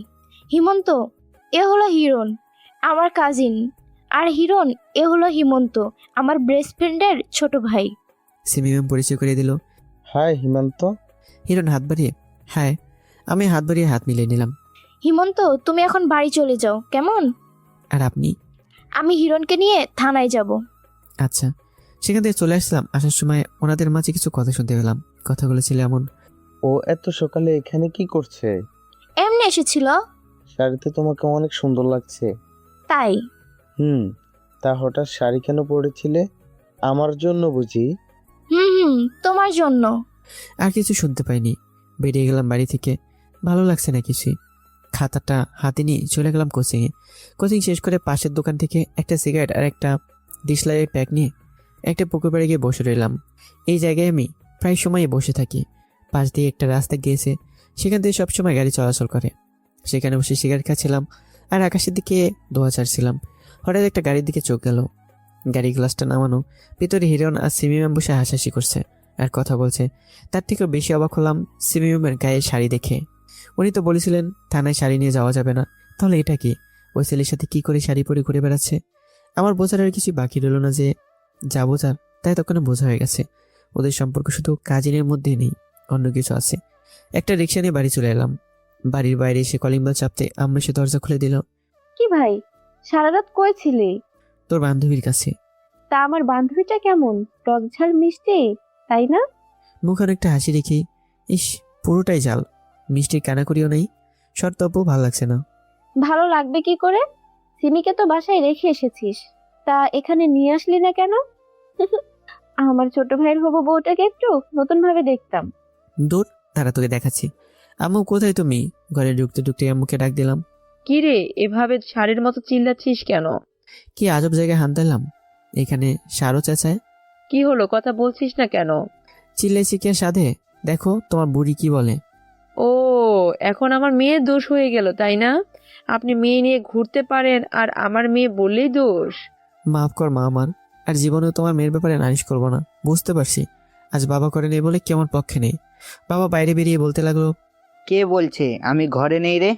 ও, মেয়ে বাজটা আসছে তাহলে। মাইরালা, এই কোথায় এসে ঢুকলাম? নিজের বাপে আমার মেয়ে মাছ খয়। মনে মনে বললাম। আপু কানের কাছে এসে বলল, এখানে দাঁড়িয়ে হাঁ করে কি দেখছিস? যা ঘরে গিয়ে ফ্রেশ হয়ে নে, বাকি সব পরে বলবো। আরো কিছু বলবি? তুই ঘরে যা তো। আপু ধাক্কা দিয়ে আমাকে ঘরে পাঠিয়ে দিল। ঘরে গিয়ে ফ্রেশ হয়ে নিলাম। কিছুক্ষণ বিছানায় শুয়ে থেকে ভাবতে লাগলাম বাড়িতে বাবা মা এসব কি বলছে, তারা জানলো কি করে এসব এসব ভাবছিলাম। তখন লক্ষ্য করলাম আমার ঘরের দিকেই কেউ আসছে। ভেতরে আসার পর দেখলাম আপুই আসছিল। কি রে, এত কি ভাবছিস? এসব কি আপু? বাবা মা এসব কি বলে? কি আবার? যা বলার তাই বলছে। এসব বাড়িতে তুই বলেছিস তাই না? আমি কি এসব ইচ্ছা করে বলেছি নাকি? তো? মা জিজ্ঞেস করেছিল যে সন্ধ্যা হয়ে আসছে, তুই এখনো ফিরছিস না কেন। তারপর তুই কি বলেছিস? আমি বলেছি তুই তোর শ্বশুর বাড়িতে আসিস, আজকে ফিরতে পারবি না। কি? আর মা এমনি এমনি মেনে নিল? মানবে না কেন? সিমিকে তো মা পছন্দ করতো, আর মার পছন্দে বাবার পছন্দ, তাই বাবাও মেনে নিল। বাহ, সবকিছু এত সহজে ঠিক হয়ে গেল। আচ্ছা এসব বাদ দে, এখন বল সিমিকে কোন দিন ঘরে আনবি? দেখি বেঁচে থাকলে আবারও একদিন। বেঁচে থাকলে আনবি মানে? তুই মনের কথা কেন বলছিস ভাই? কাঁদো কাঁদো গলাই বললো, আরে আব্বু, তুমি তো সিরিয়াস হচ্ছ কেন? আমি তো ফান করছিলাম। এসব বিষয়ে মজা করতে নেই। তুই এখানে বসে থাক, আমি খাবার নিয়ে আসছি। ওকে। আসলে আপু আমাকে অনেক ভালোবাসে, তাই আমার কোনো ক্ষতি হোক আপু সহ্য করতে পারবে না। অন্য কোনো বোন হয়তো তার ভাইকে এত ভালোবাসবেই না। কিছুক্ষণ বসে থাকার পর আপু খাবার নিয়ে আসলো। খেয়ে দিয়ে বিকেলবেলা একটু ঘুরতে বের হলাম। আর বিকেলবেলা একা একা রাস্তা দিয়ে হাঁটা আমার ছোটবেলার অভ্যাস। হাঁটছি আর ভাবছি সব কিছু এত সহজে কি করে হয়ে যেতে পারে। আমার মন বলছে খুব তাড়াতাড়ি আমার কিছু একটা ঘটবে, কিন্তু কি সেটা? সিমি ম্যাম আমার জীবন থেকে হারিয়ে যাবে, নাকি তার থেকে বড় কিছু ঘটতে চলেছে আমার সাথে? কখন যে সন্ধে হয়ে এলেও বুঝতে পারিনি। সূর্যের দিকে তাকিয়ে দেখলাম সূর্য একটু একটু দেখা যাচ্ছে, তাই বাড়ি চলে আসলাম। রাতে কিছু না খেয়ে ঘুমিয়ে পড়লাম। সকালে ঘুম থেকে উঠে ফ্রেশ হয়ে নাস্তা করে নিলাম, বেরিয়ে পড়লাম কোচিংয়ের উদ্দেশ্যে। রিক্সায় করে যাচ্ছিলাম, বাড়ি থেকে একটু দূরে যেতে লক্ষ্য করলাম ছোট্ট একটা ট্রাক ভর্তি কিছু জিনিস নিয়ে যাওয়া হচ্ছে আমার বাড়ির দিকে। কিন্তু এগুলো আমাদের ওদিকে গিয়ে কী করবে? হয়তো অন্য কোথাও যাবে। হঠাৎ করে রিক্সাওয়ালা মামা রিক্সাটা দাঁড় করিয়ে ফেলো। কি হলো মামা, রিক্সা দাঁড় করালেন কেন? দেখেন না মামা, সামনের গাড়িটা রাস্তা দিচ্ছেন। সামনে গাড়িটার দিকে তাকালাম। ওই গাড়িটাকে কোথায় যেন আমি দেখেছি, ঠিক মনে পড়ছে না। দেখতে পেলাম গাড়ি থেকে একটা লোক বেরিয়ে এলো। আরে এ তো দেখছি সিমি ম্যামের কাজিন হিরণ। এখন মনে পড়েছে এই গাড়িটাকে আমি কোথায় দেখেছি। এটাকে তো আমি গতকাল সিমি ম্যামদের বাড়ির সামনে দেখেছিলাম, কিন্তু এই মালটা হঠাৎ আমার রাস্তা আটকালো কেন? High mister Himu. একটু ভাব নিয়ে বলল। কিছু বলছি না, শুধু তার ভাবটাই দেখছি। কি হলো, কথা বলছো না যে? এই কথা বলতে হবে? আচ্ছা ভাইয়া, আপনার হঠাৎ এভাবে ভিলেন স্টাইলে এন্ট্রি নেওয়ার কারণটা কি জানতে পারি? চুপ কর। ভেবেছিলাম ভালোভাবে কথা বলে সবকিছু মিটিয়ে নিব, কিন্তু তুই আর কোনো রাস্তা রাখিসনি। দেখেন ভাই, আপনি ভদ্রভাবে বলেন কিংবা অভদ্রভাবে সেটি নিতান্ত আপনার ব্যাপার, কিন্তু আপনি যা বলেন স্পষ্টভাবে বলেন। কি মিটিয়ে নেওয়ার কথা বলছেন আপনি? তুই সিমিকে ভুলে যা, তার সাথে দেখা করা কিংবা দেখা করার কোনো চেষ্টা করবি না। ও, আপনি তাহলে আমাদের ভালোবাসায় ভিলেনের অভিনয় করছেন? তোদের ভালোবাসা মানে? সিমি তোকে কোনোদিনই ভালোবাসেনি, আর বাসবেও না। এই কথাটা তো সিমি বলবে, আপনি বলার কি? আমি সিমির হবু বর। সামনের সপ্তাহে আমাদের বিয়ে। কোনো কথা বলতে পারছি না। বিয়ে কথাটা শুনে যেন সারা শরীর কেঁপে উঠল। তাই বলছি, সিমির থেকে দূরে থাক। মামা চলেন তো, রিক্সাওয়ালাকে উদ্দেশ্য করে বললাম। তারপর রিক্সাওয়ালা মামা হিরণকে কাটিয়ে চলে গেল। মামাকে বললাম থানার সামনে নামিয়ে দিতে, আমাকে একটু সিমি ম্যামের সাথে কথা বলতে হবে। থানার সামনে নেমে রিক্সা ভাড়া দিয়ে চলে গেলাম থানায়। সোজা সিমি ম্যামের কেবিনের সামনে গিয়ে চেয়ারটাতে বসে পড়লাম। হাই হিমু, কি খবর তোমার? এই তো ম্যাম ভালো, আপনি কেমন আছেন? ভালো। তা আজকে এত সকাল সকাল কি মনে করে এখানে? আপনি এত তাড়াতাড়ি এতটা কি করে পাল্টে গেলেন ম্যাম? কই না তো। ম্যাম, আমি আপনাকে বিয়ে করতে চাই। আমার কথা শুনে সিমি ম্যাম মুচকে হাসলেন। কি হলো, হাসলেন যে? হিমন্ত, তুমি কি পাগল হয়ে গেছো? আগামী সপ্তাহে হিরণ আর আমার বিয়ে। কি, আপনি বিয়েতে রাজি? রাজি না হওয়ার কি আছে? আমার বাবার পছন্দই আমার পছন্দ। কিন্তু আপনি তো আমাকে ভালোবাসেন বলেছিলেন। আরে সেটা তো আমি এমনি বলেছিলাম, আবেগের পরে। ম্যাম আপনি কি সিরিয়াস? কেন, তোমার কি ফান মনে হচ্ছে? ছি, আমি ভাবতে পারছি না ম্যাম। আমি তো নিজ কাউকে ভালোবেসেছি, এখন আমার ভালোবাসার প্রতি আমার নিজেরই ঘৃণা হচ্ছে। চুপ করে আছে, তবে ওনার মুখ দেখে এটা স্পষ্ট বোঝা যাচ্ছে যে সিমি ম্যাম অনেক খুশি। ভালো থাকবেন। থানা থেকে বেরিয়ে রাস্তাতে হাঁটছিলাম আর সিমি ম্যামের এই অদ্ভুত ভালোবাসার কথা ভাবছিলাম। হঠাৎ ফোনটা বেজে উঠলো। ফোনের স্ক্রিনে তাকিয়ে দেখলাম আপুর ফোন। রিসিভ করলাম। হ্যাঁ আপু বলো। কোথায় তুই? সকাল থেকে তোকে খুঁজে পাচ্ছি না। কোচিং এসেছিলাম। তা বলে যাবি তো? তুই যেখানে আছিস তাড়াতাড়ি বাড়ি আয়। এখন না, পরে আসবো। তোর কণ্ঠ এমন লাগছে কেন? কিছু না, এমনি। বল কি হয়েছে? হিরো নামের একটি ছেলের সাথে সিমি ম্যামের বিয়ে ঠিক হয়ে গেছে। তাতে কি হয়েছে? যার যোগ্যতা আছে সে তো সিমিকে বিয়ে করবে। তোর তো কোনো যোগ্যতাই নাই। তুই এই কথা বলছিস আপু? কি হয়েছে তোর? সত্যি বলতে কিছু হতে হয় নাকি? তুই এসব বাদ দিয়ে তাড়াতাড়ি বাড়ি আয়। আপুর কথা শুনে আমি অনেক অবাক হলাম। ভালো থাকিস আপু বলে ফোনটা কেটে দিলাম। পাশে একটা পুকুর দেখতে পেলাম, ফোনটা পুকুরে ছুঁড়ে মারলাম। আজ নিজেকে বড্ড অসহায় মনে হচ্ছে। সিমি ম্যামকে এভাবে হারাতে হবে ভাবতে পারিনি। যেখানে আপু নিজের বোন হয়ে আমাকে এত কিছু বললো, সেখানে সিমি ম্যাম তো কোনো আবেগী রাজকন্যা। এসব ভাবছিলাম আর রাস্তা দিয়ে হাঁটছিলাম। কখন থেকে একটা গাড়ি সামনে থেকে হর্ন বাজিয়ে আসছিল, শুনতে পাইনি। অতবার গাড়ির নিচে পড়লাম। গাড়ির সাথে ধাক্কা খেয়ে পাশে থাকা ল্যাম্পপোস্টে মাথাটা আঘাত পেলাম। অতবার আর কিছুই মনে নেই। যখন চোখ খুললাম তখন নিজেকে হাসপাতালে আবিষ্কার করলাম। পাশে একজন ভদ্রমহিলাকে দেখতে পেলাম, কিন্তু মহিলাটাকে কিছুতেই চিনতে পারলাম না। উঠে বসার চেষ্টা করলাম, কিন্তু ব্যর্থ। সারা গায়ে প্রচণ্ড ব্যথা অনুভব করছি, বিশেষ করে মাথায় প্রচণ্ড ব্যথা। আমি উঠে বসার চেষ্টা করছি, তা দেখে ভদ্রমহিলাটি কাছে আসলেন। কি করছো বাবা? তুমি এখনো অসুস্থ, শুয়ে থাকো। কে আপনি আর আমি কে? এখানে কি করছি? তুমি আমার মেয়ের গাড়ির নিচে পড়েছিলে। তুমি কি কিছু মনে করতে পারছো না? না, আমি কিছু মনে করতে পারছি না। কি আমি? কতদিন পর আমার জ্ঞান ফিরেছে। আজ 20 দিন হলো। ও, ওকে বাবা, তুমি বিশ্রাম নাও, আমি ওনার সাথে কথা বলে আসছি। ডাক্তার দেখিয়ে বলল মহিলাটি। জি আচ্ছা। তারপর ডাক্তারের মহিলাটি চলে গেল। আমি শুয়ে শুয়ে ভাবতে লাগলাম, কে আমি? নাম কি আমার? আমি কি একা? আমার কি কেউ আছে? থাকলে আমি এতদিন ধরে এখানে পড়ে আছি কেন?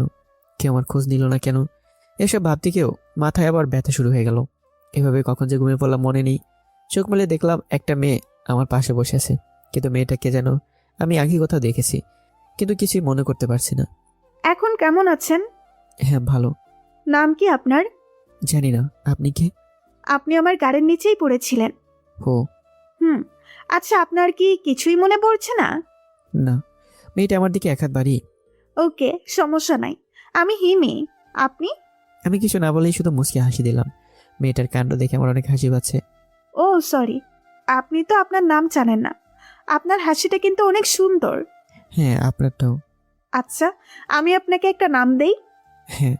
মেয়েটা হাসি মুখে বলল, তাই না করতে পারলাম না। কিন্তু কি নাম দেওয়া চাই? আচ্ছা, আমার একটা পছন্দের নাম আছে, ওটা রাখবো? আপনার যা ইচ্ছা। আচ্ছা, অফি রাখলে কেমন হয়? ভালোই তো। আপনার পছন্দ হয়েছে? হ্যাঁ। কি একটু একটু কথা বলছেন, যা জিজ্ঞাসা করি শুধু তারে রিপ্লাই দিচ্ছেন। আপনার কিছু জিজ্ঞাসা করার নাই? হ্যাঁ। তাহলে জিজ্ঞাসা করেন, কি জিজ্ঞাসা করবেন? আমার পরিচয়ে। উফ, থাকেন আপনি আপনার পরিচয় নিয়ে। মেয়েটি রেগে চলে গেল। বুঝতে পারছি না হিমি হঠাৎ এত রেগে চলে গেল কেন, আল্লাহ জানে। এই যে মিস্টার অফি, আপনি এখন আমাদের সাথে বাড়ি যাচ্ছেন। হিমের আম্মু হিমিকে জিজ্ঞেস করলো, অভি, এটা আবার কে? এই হলো অফি, আমি নাম দিয়েছি। তুই পারিসও বটে। এই যে মিস্টার, উঠে বসুন। হিমি আমাকে উদ্দেশ্য করে বলল, হ্যাঁ কিন্তু আমি কার বাড়ি যাব? আন্টি মানে হিমের আম্মু। কেন, আমাদের বাড়ি? কিন্তু কোনো কিন্তু না, উঠে বসো। তারপর একটা ডাক্তার এসে আমাকে তুলে দাঁড় করালো। ধরে ধরে বাইরে একটি গাড়িতে নিয়ে বসালো। আমাকে ড্রাইভিং সিটের পাশের সিটটাতে বসানো হলো। আন্টি বসলো পিছনের সিটে এবং হিমি বসলো আমার পাশের ড্রাইভিং সিটে। তার মানে হিমি গাড়ি ড্রাইভ করবে। হিমি ড্রাইভ করছিল। অভি, তোমার সামনে বসতে সমস্যা হলে তুমি পিছনের সিটে এসে বসতে পারো। আমাকে কিছু বলতে না দিয়ে হিমি বলল, না মা, ওর কোনো সমস্যা হবে না, আমি আছি তো। আমি আর গাড়িতে কোনো কথা বললাম না। গাড়ি নিয়ে থামলো এক বিশাল বাড়ির সামনে। একে একে গাড়ি থেকে সবাই নামলো। হিমি আমাকে ধরে ধরে একটা বিছানায় নিয়ে বসে দিল। আজ থেকে এখানেই তুমি থাকবে, কোনো অসুবিধা হলে আমাকে বলবে, ঠিক আছে? হিমি হঠাৎ তুমি করে কেন বলছে বুঝতে পারছি না। হ্যাঁ। আচ্ছা, আমরা তো সমবয়সী, আমরা কি বন্ধু হতে পারি না? হুম। আচ্ছা, তুমি এখানে বসো, আমি তোমার জন্য খাবার নিয়ে আসছি। হ্যাঁ। খালি আর একটা কথাও বলতে পারে না। বিড়বিড় করেই চলে গেল। আমি কিছুক্ষণ বসে থেকে শুয়ে পড়লাম। কিছুক্ষণ পর হিমি খাবার নিয়ে এলো। আমি সেগুলো থেকে কিছু খাবার খেয়ে নিলাম। তারপর হিমি আমাকে কিছু ওষুধ খাইয়ে দিয়ে চলে গেল। আমি শুয়ে শুয়ে ভাবতে লাগলাম, হিমি মেয়েটা খুবই সত্যিই ভালো। অল্পতেই মানুষকে আপন করে নেয়, আমার অনেক কেয়ার করে। ও যদি পাশে থাকে তাহলে ভুলেই যায় যে আমার একটা অতীত আছে। কিন্তু কি সেই অতীত? আমি কে? এখানে বা কি করে এলাম? আমার কি কোনো আত্মীয় স্বজন আছে? তাহলে তারা কেন আমাকে খুঁজছে না? এসব ভাবতে হতে আমার মাথাটায় ঝিমঝিম করছে। কখন ঘুমিয়ে পড়লাম মনে নেই। 6 মাস পর। এই 6 মাসে অনেক কিছুই পাল্টে গেছে। হিমি আর আমার মাঝখানের বন্ধুত্বটাও অনেক ঘনিষ্ঠ হয়ে গেছে। আমারটা না হয় বাদ দিলাম, হিমি আমাকে এক মুহূর্তের জন্য আড়াল করতে চায় না। তাহলে হিমির পরিচয়টা দিয়ে দিই। হিমি হলো পরিবারের একমাত্র মেয়ে। হিমির আপন বলতে একমাত্র মা ছাড়া আর কেউ নেই। হিমি এখন ইন্টার দিতে বসে পড়ালেখা করছে। পরিচয় পর্ব শেষ। এখন আমার কথায় আসা যাক। বাড়িতে সারাদিন শুয়ে বসে কাটাতে হয়। এখন আমার স্মৃতিগুলো আমাকে আরো বেশি করে তাড়া করে বেড়ায়, কিন্তু কিছুতেই মনে করতে পারি না কে আমি। এসব ভাবতে হতে কখন যে ঘুমিয়ে পড়লাম মনে নেই। রাস্তা দিয়ে একাই হাঁটছিলাম। কেউ একজন পিছন থেকে ডাক দিল। এই হিমো। পিছনে তাকিয়ে দেখলাম হিমি আমাকে ডাকছে, কিন্তু হিমি আমাকে হিমু বলে কেন ডাকবে? হিমুকে? এই হিমো, তোমাকেই বলছি। কথা বলার চেষ্টা করছি, কেন জানি শত চেষ্টা করেও কথা বলতে পারছি না। কবে ফিরবে তুমি? কতদিন ধরে তোমার অপেক্ষায় আছি। আর রাগ করে থেকো না, ফিরে এসো। হিমি আমাকে দূর থেকে এগুলো বলছে। এক পাও নড়ছে না। অনেক চেষ্টা করেও কোনো কথা বলতে পারছি না। আস্তে আস্তে হিমি অদৃশ্য হয়ে গেল। হিমি অদৃশ্য হয়ে যাওয়ার সাথে সাথে আমি যেন কথা বলার শক্তি ফিরে পাচ্ছি। হিমি চিৎকার দিয়ে বিছানা থেকে উঠে বসলাম। সারা শরীরে বিন্দু বিন্দু ঘাম ঝরছে। তার মানে আমি স্বপ্ন দেখছিলাম। ওইদিকে আন্টি আর হিমি আমার চিৎকার শুনে দৌড়ে ঘরে চলে এসছে। হিমি আমার পাশে এসে বসলো। হিমিকে উদ্দেশ্য করে বললাম, আমি কি করে বলবো হিমুকে? আমি তো এই নাম এই প্রথমবার শুনলাম। তাহলে তুমি আমাকে এই নামে ডাকতেছিলে কেন? আমি কখন তোমাকে এই নাম ধরে ডাকছি? এই তো কিছুক্ষণ আগে। অভি, তুমি নিশ্চয়ই স্বপ্ন দেখেছ। আমি এইমাত্র আমার ঘর থেকে এলাম। কোনো কথাই বলছি না, হতে পারে এটা আমার স্বপ্ন, কিন্তু এরকম স্বপ্ন আমি কেন দেখলাম? প্লিজ অভি, তুমি এখন ঘুমাও। কালকে তোমাকে একটা সংবাদ দিব। আমি জানি তুমি ওইটা শুনে অনেক খুশি হবে। কি সংবাদ? সেটা সকালেই বলবো। আম্মু চলো তো এখান থেকে। হিমি আর তার আম্মু সেখান থেকে চলে গেল। আমি ওভাবেই শুয়ে পড়লাম আর ভাবতে লাগলাম এই স্বপ্নের মানে কি, কেন দেখলাম আমি এই স্বপ্নটা? এটা কি আমার অতীতের কোনো দৃশ্য? এসব হাজার প্রশ্ন ভাবতে ভাবতে কখন যে ঘুমিয়ে পড়লাম মনে নেই। সকালবেলা হিমিটাকে ঘুম ভাঙলো। ঘড়িতে তাকিয়ে দেখলাম 9টা বাজে। উঠে ফ্রেশ হয়ে খাবার টেবিলে গেলাম। হিমিকে দেখে আবারও ক্রাশ খেলাম, মানে হিমির প্রতি আমি সবসময় ক্রাশিত। খাবার টেবিলে এসে দেখলাম হিমি রেডি হয়ে টেবিলে বসে আছে। সাধারণত হিমি যখন কোথাও ঘুরতে যায় তখন এভাবে তৈরি হয়, কিন্তু আজ কোথায় যাবে? খাবার শেষে, হিমি তুমি না বলেছিলে একটা সুসংবাদ দিবে, কি সেটা? বলবো। আর বেশি কথা বলিস না, বলে ফেল। আমি পুলিশে জয়েন করছি। কি? এটা তো দারুণ খুশির খবর। এই নাও মিষ্টি খাও। হিমি টেবিলে থাকা মিষ্টির প্যাকেট থেকে একটা মিষ্টি আমার মুখের সামনে ধরেই আমি সেটা তার হাত থেকে খেয়ে নিলাম। মিষ্টিটা এমনিতেই মিষ্টি, তার মাঝে সেটা যদি ক্রাশের হাতে খাওয়া যায় তাহলে তার কোনো কথাই নেই। আন্টিও রান্নাঘরে চলে গেল। কিন্তু তুমি এখন কোথায় যাচ্ছ? কেন? থানায়। তাহলে এই পোশাকে কেন? পুলিশের ড্রেস কোথায়? আমি অবাক হয়ে জিজ্ঞাসা করলাম। কারণ পুলিশের ড্রেস পরলে তুমি ঠিক থাকতে পারবে না, তাই। হিমি আমার কানের কাছে এসে ফিসফিস করে বলছিল, মামা মানে কি? জবাবে কিছুই বললো না, শুধু একটা চোখ টিপে মারলো। আর তা দেখে আমার পরাণ যায়। হঠাৎ আন্টি রান্নাঘর থেকে বেরিয়ে এসে বলল, এই হিমি, তুই কি এখনই বেরিয়ে পড়ছিস? আর এদিকে হিমি তাড়াতাড়ি করে দূরে সরে গেল। হ্যাঁ মা, কেন? কিন্তু তোর ড্রেস কোথায়? ব্যাগে। থানায় গিয়ে চেঞ্জ করে নিব। আর হ্যাঁ, অভিকে সাথে নিয়ে যাস। বেচারা বাড়িতে একা একা আর কত বসে থাকবে। তুমি ঠিক বলেছ। আমিও এটাই ভাবছিলাম। অভি, তুমি তৈরি হয়ে এসো, আমি এখানেই অপেক্ষা করছি। কিছুদিন মানে কতদিন? সপ্তাহখানেক। না হেমি, আমার ভালো লাগছে না, আমি এবার অন্য একদিন যাবো। কোনো অজুহাত শুনবো না। তুমি এক্ষুনি রেডি হবে, ব্যাস। বলে হিমি একটা সোফায় বসে পড়লো। অনেক চেষ্টা করে হিমির জেদের সাথে হার মানতে হলো। অবশেষে তৈরি হয়ে নিতে হলো। আন্টির কাছ থেকে বিদায় নিয়ে হিমির সাথে বেরিয়ে এলাম। হিমি আর আমি একটা গাড়ি করে যাচ্ছিলাম। হিমিকে দেখলাম অনেকটাই খুশি খুশি লাগছে। হঠাৎ এত খুশি কেন জানতে পারি? হিমি মুচকি উত্তর দিল, আজ প্রথম তোমার সাথে লং ড্রাইভে যাচ্ছি তো, তাই। ও এইখানে খুশি হওয়ার কি কারণ আছে? তুমি বুঝবা না। আচ্ছা আমরা এখন কোথায় যাচ্ছি? কলেজে। কেন? আমাদের তো এখন থানায় যাওয়ার কথা ছিল, তাই না? কিন্তু কলেজ ফ্রেন্ডের কাছ থেকে বিদায় নিতে হবে না? আচ্ছা সবার কাছ থেকে তো বিদায় নিচ্ছ, তুমি কোন থানায় জয়েন করছো সেটা তো বলছো না। সেটা গেলেই দেখতে পারবে। তারপর আর কিছুক্ষণ গিয়েই হিমি গাড়ি থেকে দাঁড় করিয়ে ফেললো। চারদিকে লক্ষ্য করে বুঝতে পারলাম যে এটা হিমিদের কলেজ। আমি কিছু বলার আগে হিমি বলতে লাগলো, চুপচাপ এখানে বসে থাকো, আমি আসার আগ পর্যন্ত এখান থেকে কোথাও যাবে না, ঠিক আছে? হ্যাঁ কিন্তু তুমি কোথায় যাচ্ছ? ফ্রেন্ডদের সাথে দেখা করে আসার জন্য। তাহলে আমি আসি। লুচু কোথাকার, খুব শখ মেয়ে দেখার, তাই না? হিমি মুখ বেশকি কাটেই বলল, হ্যাঁ আমার খুব ইচ্ছে করছে একটা সত্যিকারের সুন্দরী মেয়ে দেখবো। হ্যাঁ আমার খুব ইচ্ছে একটা সত্যিকারের সুন্দরী মেয়ে দেখবো। জ্ঞান ফেরার পর থেকে শুধু একটা ময়দা সুন্দরী দেখতে দেখতে আর ভালো লাগছে না। হিমিকে রাগানোর জন্য বললাম, চুপচাপ বসে থাকো, আর একটা কথা বললে তালা লাগিয়ে দিয়ে চলে যাব। চুপ করে বসে আছি। হিমি গাড়ি থেকে বেরিয়ে চলে গেল। যাওয়ার সময় ভুলবশত ফোনটা ফেলে রেখে চলে গেছে। ফোনটা হাতে নিয়ে দেখলাম লক করা, পাশে একটা হেডফোন পড়েছিল।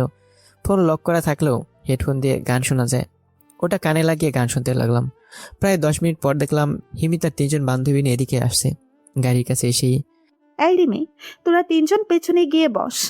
তাদের মাঝ থেকে একজন মেয়ে বলে উঠলো, কিন্তু ছেলেটিকে? সেটা জেনে তোরা কি করবি? না, কিছু না। এমন একটা ছেলেকে সাথে নিয়ে ঘুরছিস, এটা লোকে জানলে ছেলেটাকে মেয়েরা কবেই কিডন্যাপ করতো। সবকটা হেসে দিল, শুধু হিমি ছাড়া। তোরা উঠবি নাকি আমি চলে যাব? উঠবো না মানে? এমন সুযোগ কি হাতছাড়া করা যায়? সবাই গাড়িতে উঠে বসলো। আমি বসে আছি হিমির পাশে, মানে ড্রাইভিং সিটের পাশে। হিমিকে দেখে মনে হচ্ছে প্রচুর রেগে গেছে, কিন্তু হিমি মেয়েগুলো আর আমাকে নিয়ে কোথায় যাচ্ছে? আর এই মেয়েগুলো কিসের এই সুযোগের কথা বলছিল? চারজনে মিলে আমাকেই জবাই করবে না তো আবার? গাড়ি চলছে আপন গতিতে, কারো মাঝে কোনো কথা নেই, শুধু পিছনের মেয়েগুলো ফিসফিস করে কথা বলছিল।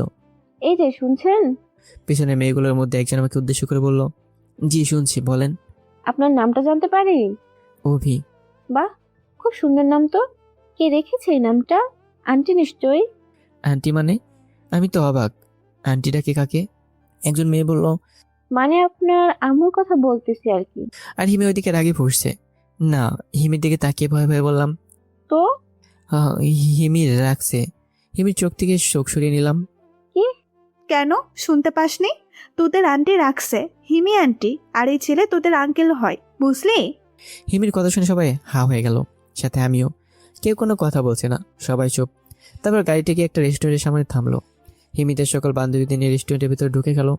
আর আমি পালিয়ে যাব এইভাবে আমাকে গাড়ির ভিতরে রেখে দরজার চাবি দিয়ে বন্ধ করে দিয়ে চলে গেছে হিমি। অনেকক্ষণ বসে থাকার পর হিমিকে বাইরে আসতে দেখা গেল। হিমি একা একা গাড়ির কাছে আসছিল। হিমি গাড়ির কাছে আসতে একটি ছেলে হিমির পথ আটকে দাঁড়ায়। কে আপনি? আমার পথ কেন আটকে দিছেন? সরেন বলছি। সিমি, তুমি এসব কি বলছো? তুমি এখানে কি করে? তুমি আমাকে চিনতে পারছো না? না তো, আমি আপনাকে কি করে চিনব? আর আমি সিমি না, হিমি। আমি হিরণ, তোমার। কিছু বলতে না দিয়ে হিমি আটকে দিল। দেখেন, আপনি কে আমি চিনি না। আপনার নিশ্চয়ই কোথাও ভুল হচ্ছে। আমি হিমি। আমি আপনাকে বা সিমি নামের কাউকেই চিনি না। সিমি তুমি? হিমি লোকটিকে আর কিছু বলতে দিল না। সরেন তো, আমার তাড়া আছে। হিমি লোকটিকে ধাক্কা দিয়ে সরিয়ে গাড়ির কাছে চলে আসলো। হিমি গাড়ির দরজা খুলে গাড়িতে ঢুকে পড়লো। তাই ছেলেটি আমাকে কিংবা আমি ছেলেটাকে কেউ কাউকে দেখতে পারলাম না। হিমি গাড়ি ড্রাইভ করছিল। ছেলেটি কে ছিল? চিনি না। সিমি সিমি বলে আমার মাথা খেয়ে নিচ্ছিল। ও, ছেলেটি হয়তো পাগল, তাই না? হয়তো, না হলে আমাকে সিমি বলতে যাবে কেন? আচ্ছা, তোমার বান্ধবীরা কোথায়? কেন মিস করছো তাদেরকে?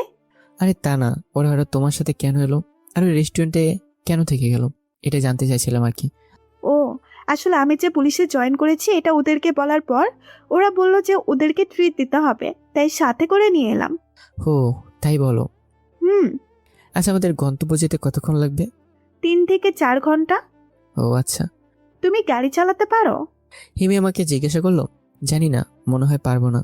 আমি আবার শিখাইলেও পারবা না? জানি না। জানো কি তুমি? এদিকে এসো, আমি শিখিয়ে দিচ্ছি। হিমি গাড়িটাকে থামিয়ে আমাকে ড্রাইভিং সিটে বসিয়ে দিয়ে সে পাশের সিটে বসে গেল। হিমি, আমি পারবো না তো। চুপ, আমি যেভাবে বলছি সেভাবে চালাও। হ্যাঁ। হিমি আমাকে কিছুক্ষণের মধ্যে পাকা ড্রাইভার বানিয়ে ফেললো। আমি ভাবতে পারিনি এত তাড়াতাড়ি শিখে ফেলবো। হিমি, আমি তো রাস্তা চিনি না, কোন দিক দিয়ে যাব? দাঁড়াও, আমি ব্যবস্থা করছি। হিমি তার ফোন বের করে লোকেশন অন করে একটা জায়গার লোকেশন দেখিয়ে বলল।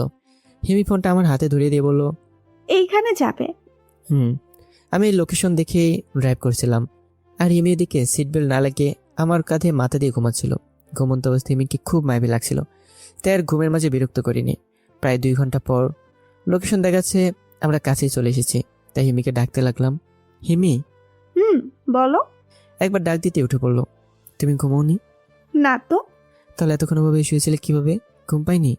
তোমার কাঁধে মাথা রেখে তো আমি ঘন্টার পর ঘন্টা না ঘুমিয়ে কাটিয়ে দিতে পারি। হিমি মুচকি এসেই বলল, তাই? হুম। আমরা তো প্রায় এসে পড়েছি, তোমার ফোনের লোকেশন বলতেছে। গাড়ি থামাও। কেন? এমনি থামাও। ওকে। রাস্তার একপাশে গাড়িটাকে দাঁড় করিয়ে ফেললাম। বাইরে যাও তো একটু। কিন্তু কেন? এই ড্রেসে যাওয়া যাবে না, পুলিশের পোশাক পরতে হবে, তাই ড্রেস চেঞ্জ করব। তাই বলে গাড়িতে? হিমি একটু হাসি দিয়ে বলল, আচ্ছা, তুমি বাইরে না গেলেও সমস্যা নাই, আমি এভাবেই চেঞ্জ করছি। না না থাক, আমি বাইরে যাচ্ছি। বাইরে যাব এমন সময় হিমি আমার হাত ধরে টান দিয়ে আবার ভিতরে নিয়ে আসলো। কি করছো, কি ছাড়ো। না, এখন আর চাড়াচাড়ি নাই। হিমি দুষ্টুমির হাসি দিয়ে, কেন? আই লাভ ইউ অফি। আমি কিছু বলতে যাবো তার আগে হিমি আমার ঠোঁটে তার ঠোঁট বসিয়ে দিল। আমি ভাবতে পারিনি হিমি এমন একটা কাজ করে বসবে। আমার ভালো লাগছিল না যে এমন নয়, কিন্তু আমার নিজের ভিতরে এক ধরনের অপবাদের কাজ করছিল। অপরাধবোধ কাজ করছিল। হিমির থেকে নিজেকে ছাড়িয়ে নিয়ে আমি গাড়ির ভিতর থেকে বেরিয়ে এলাম। হিমি হয়তো এমনটা আশা করেনি। আমার পিছু পিছু হিমিও গাড়ি থেকে নেমে এলো। এসে আমার একটা হাত ধরে দাঁড়িয়ে রইল। কি হয়েছে অফি? আমার তো একই প্রশ্ন, কি হয়েছে তোমার? কেন? দেখো হিমি, তুমি বা আমি আমরা কেউই জানি না আমার পরিচয় কি। হয়তো আমি কোনো ভালো ছেলে না, তাই আজ পর্যন্ত আমার কোনো আত্মীয় আমার খোঁজ নেয়নি। আগে তুমি কেমন ছিলে সেটা জেনে আমি কি করব? এখন তো তুমি ভালো।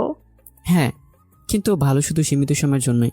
যখন আমার স্মৃতি ফিরে আসবে তখন আমি ভালো নাও থাকতে পারি। কোনো কথাই বলছে না।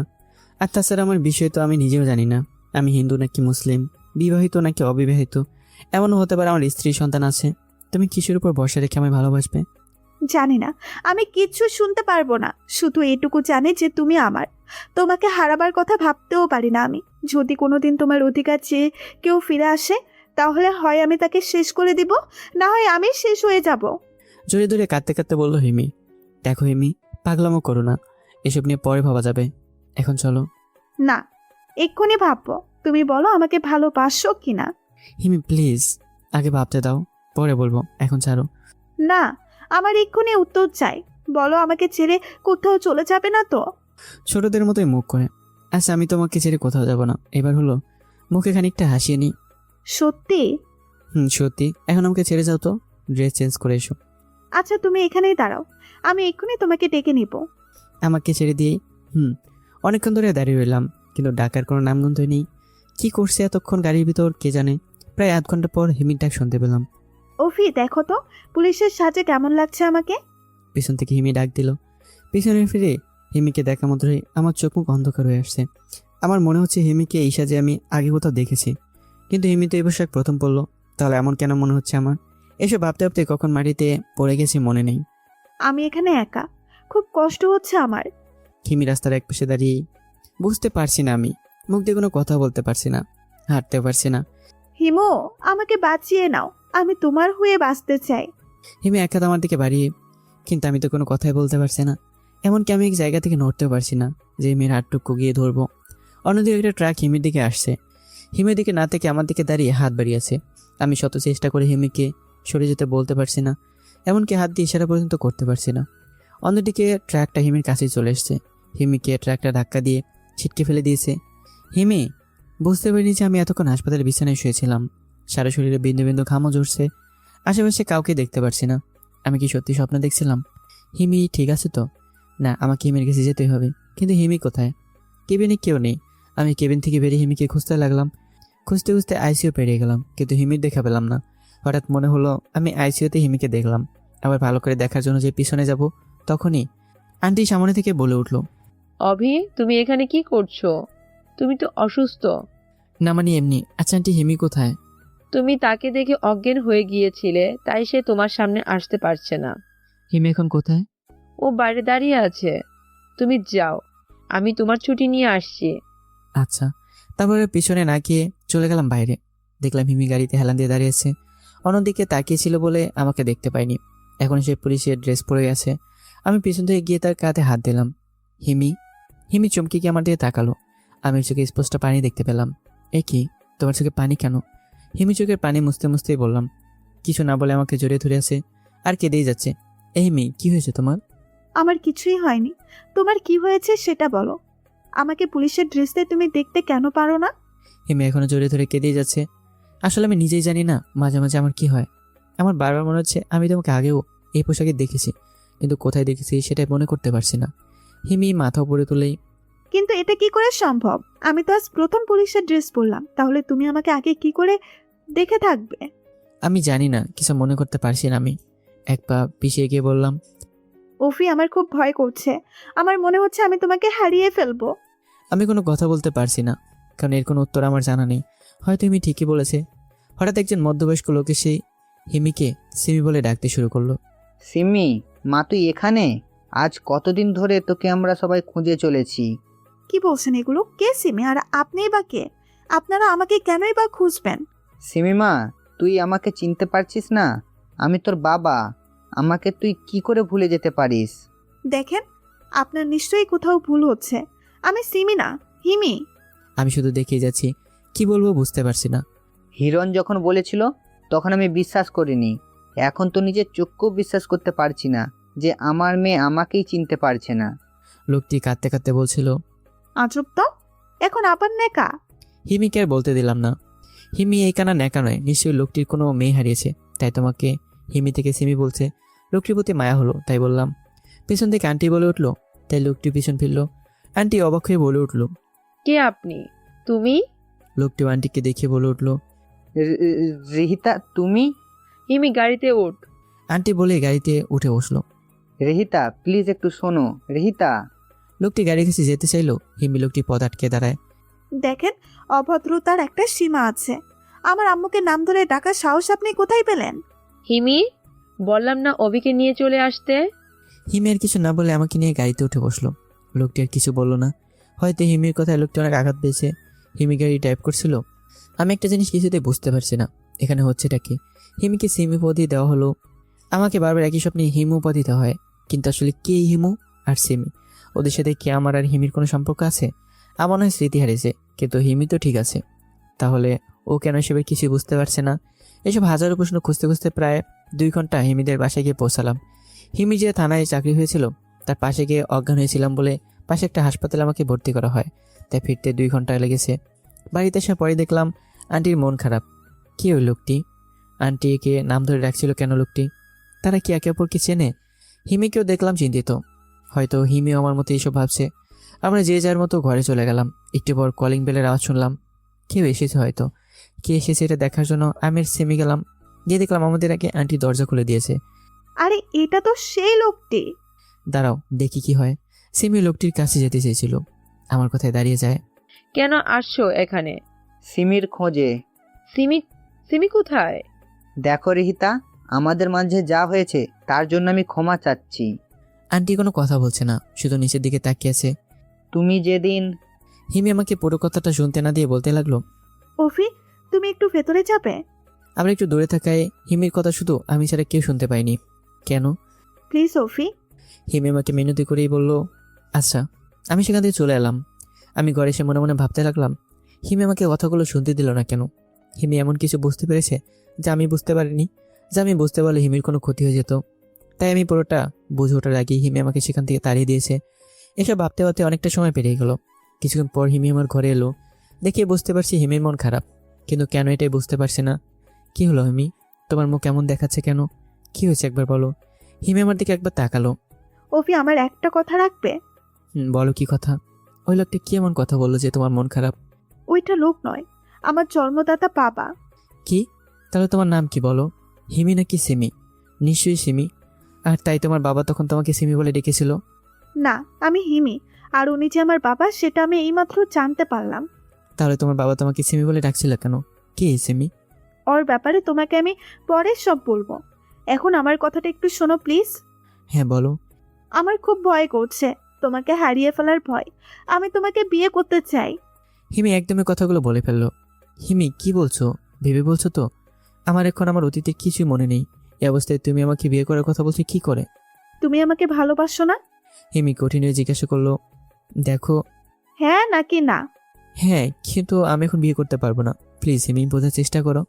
আমি কিচ্ছু বুঝতে চাই না। আমি তোমাকে আজ এক্ষুনি কাজে অফিসে নিয়ে গিয়ে বিয়ে করব। চলো।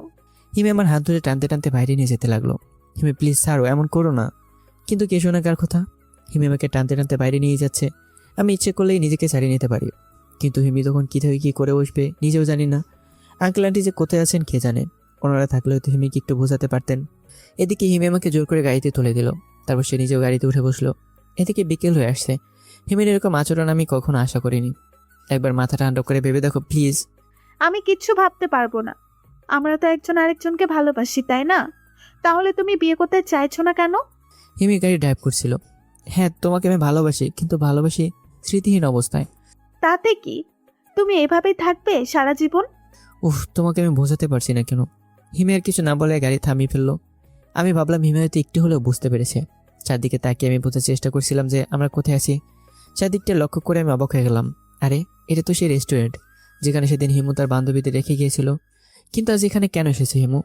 তুমি এখানেই থেকো, আমি 2 মিনিটের ভেতরে আসছি। আরে আরে, কোথায় যাচ্ছ? আমি এখানে একা একা থাকবো না, সন্দেহ আসছে। আমি যাব তোমার সাথে। হিমি আর কিছু না বলেই গাড়ি থেকে নেমে গিয়ে দরজায় চাবি দিয়ে আটকে দেয়। বললাম না এখানে বসে থাকতে, চুপচাপ বসে থাক, আমি এক্ষুনি আসছি। কি জেদি মেরে বাবা, এ মেয়েকে বিয়ে করবো কিভাবে? হিমি সেখান থেকে চলে গেল। কি করতে রেস্টুরেন্টে ঢুকলো আল্লাহ ভালো জানে। অনেকক্ষণ ধরে গাড়িতে একা একা বসে আছে। সন্দেহ হয়ে গেছে। চারপাশটা একটু একটু করে দেখা যাচ্ছে।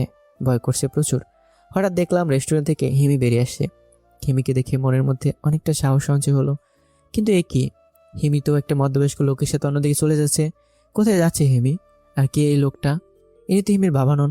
হিমি, গাড়ির ভিতর থেকে ডাক দিলাম, কিন্তু হিমি শোনার কোনো নামগন্ধই নেই। হিমি, এদিকে শোনো। কিন্তু হিমি আমার ডাক শুনতে পায়নি। হিমি ওই লোকটার সাথে একটা গাড়িতে উঠে বসলো। আমি যে কি হিমিকে আটকা বসে উপায় নেই। এখন আমার ভয় আরও দ্বিগুণ হয়ে গেল। হিমি আমার ডাক শুনতে পেল না কেন? গাড়ির ভিতর মাথা নিচু করে বসে আছি। রেস্টুরেন্টে মানুষের আসা যাওয়া আছে ঠিকই, কিন্তু হিমি রেস্টুরেন্টের এক সাইডে গাড়ি পার্ক করেছে বিধায় এদিকে মানুষ তেমন আসে না। হঠাৎ দরজা খুলে আমার পাশে কি একজন বসলো। আমি তার দিকে তাকিয়ে চমকে গেলাম। তোমার 2 মিনিট এত তাড়াতাড়ি শেষ হয়ে গেল? আই এম সরি সোনা, আসলে হয়েছে কি, ভেতরে ম্যানেজারের সাথে একটু ঝামেলা হয়েছিল, তাই একটু দেরি হয়ে গেল। হিমিকে দেখে এখন অন্যরকম লাগছে। এখন সে স্বাভাবিক আছে। কি নিয়ে ঝামেলা হয়েছিল? আর বলো না, ম্যানেজারের বাচ্চা বলছিল যে আমি নাকি আজকে সারা বিকেল এই রেস্টুরেন্টেই ছিলাম। ও, ওই হেলা ম্যানেজার মনে হয় সন্ধ্যাবেলা গাঁজা খাইছে। এটাই হতে পারে। আচ্ছা, এটা বাদ দাও। কিছুক্ষণ আগে তুমি একটা মধ্যবয়স্ক লোকের সাথে কোথায় গিয়েছিলে? আমি বলা মাত্র হিমি একবার আমার দিকে তাকালো। এই গাঞ্জা তুমি কয় গ্লাস খাইছো? মানে? এই যে বলছো আমি কোথায় গিয়েছিলাম, ভেতরে ম্যানেজারও তো এই কথাই বললো, কিন্তু আমি তো এইমাত্র রেস্টুরেন্ট থেকে বেরিয়ে এলাম। হিমির কথায় ব্যবচাকা খেয়ে গেলাম, কিন্তু আমি তো স্পষ্ট দেখলাম। গোড়া ডিম দেখছো তুমি, সন্ধ্যাবেলায় কাকে না কাকে দেখছো, আর ওকে আমি মনে করছো। কিন্তু আমাকে পুরোটা বলতে না দিই। চুপ করো, না হলে এখন আবার বিয়ে করতে নিয়ে যাব। হিমি গাড়ি চালাতে চালাতে হুমকি দিয়ে বলল, তার মানে আমরা এখন বিয়ে করতে যাচ্ছি না? খুশি আনন্দের সাথে জিজ্ঞেস করলাম। পাগল, এই রাতের বেলায় কাজে অফিসে যাব তোমাকে বিয়ে করতে? যাক বাবা, বাঁচা গেল। বড় একটা নিঃশ্বাস নিয়ে বললাম, জি না, বিয়ে আমি তোমাকেই করবো মিস্টার রুফি, কিন্তু আজ না, কালকে। ভিলে নিস্টাইলে হাসি দিল। তাহলে এখন করলে না কেন? হঠাৎ করে মত পরিবর্তন করার কারণটা কি জানতে পারি? বারে, এখন আমরা বিয়ে করে বাড়ি ফিরতে ফিরতে অনেক রাত হয়ে যাবে না? তাহলে আমরা বাসর করব কখন? আবার সে ভিলেনের মতো হাসি দিয়ে, কি বাসর? তার মানে তোমার আর আমার বাসর হবে? তো বিয়ে করে কি জামাই বউ বসে বসে লুডো খেলবো? হিমি হঠাৎ করে গাড়িটাকে দাঁড় করিয়ে ফেললো। কি হলো, গাড়ি দাঁড় করালে কেন? আরে এত ভয় পাচ্ছ কেন? এখন কিচ্ছু করব না তো। হাসতে হাসতে বললো হিমি, তাহলে গাড়ি দাঁড় করালে কেন? সেই সকালে যে খেয়ে বের হয়েছো, তারপরে তো আর কিচ্ছু খাওনি, তাই না? হ্যাঁ, পেট বরাবর গর্জন করতেছে। আমারও। ওয়েট। হিমি পিছনের সিট থেকে কিছু একটা প্যাকেট হাতে নিল। কি এটা? ওই যে বললা না, পেটে গর্জন করতেছে, এইটাই পারে তোমার পেটের গর্জন কমাতে। এই খাবার তুমি কখন আনলে? আমি যখন গাড়িতে এসে বসেছিলাম তখন। তুমি তো ভয়ে মাথা নিচু করেছিলে, তাই দেখতে পাও নাই। হিমি খাবারগুলো বের করলো। ও। হা করো। হিমি তার হাত দিয়ে আমার মুখের সামনে খাবার ধরে, আমি খেতে পারবো তো? হ্যাঁ, সেটা আমিও জানি।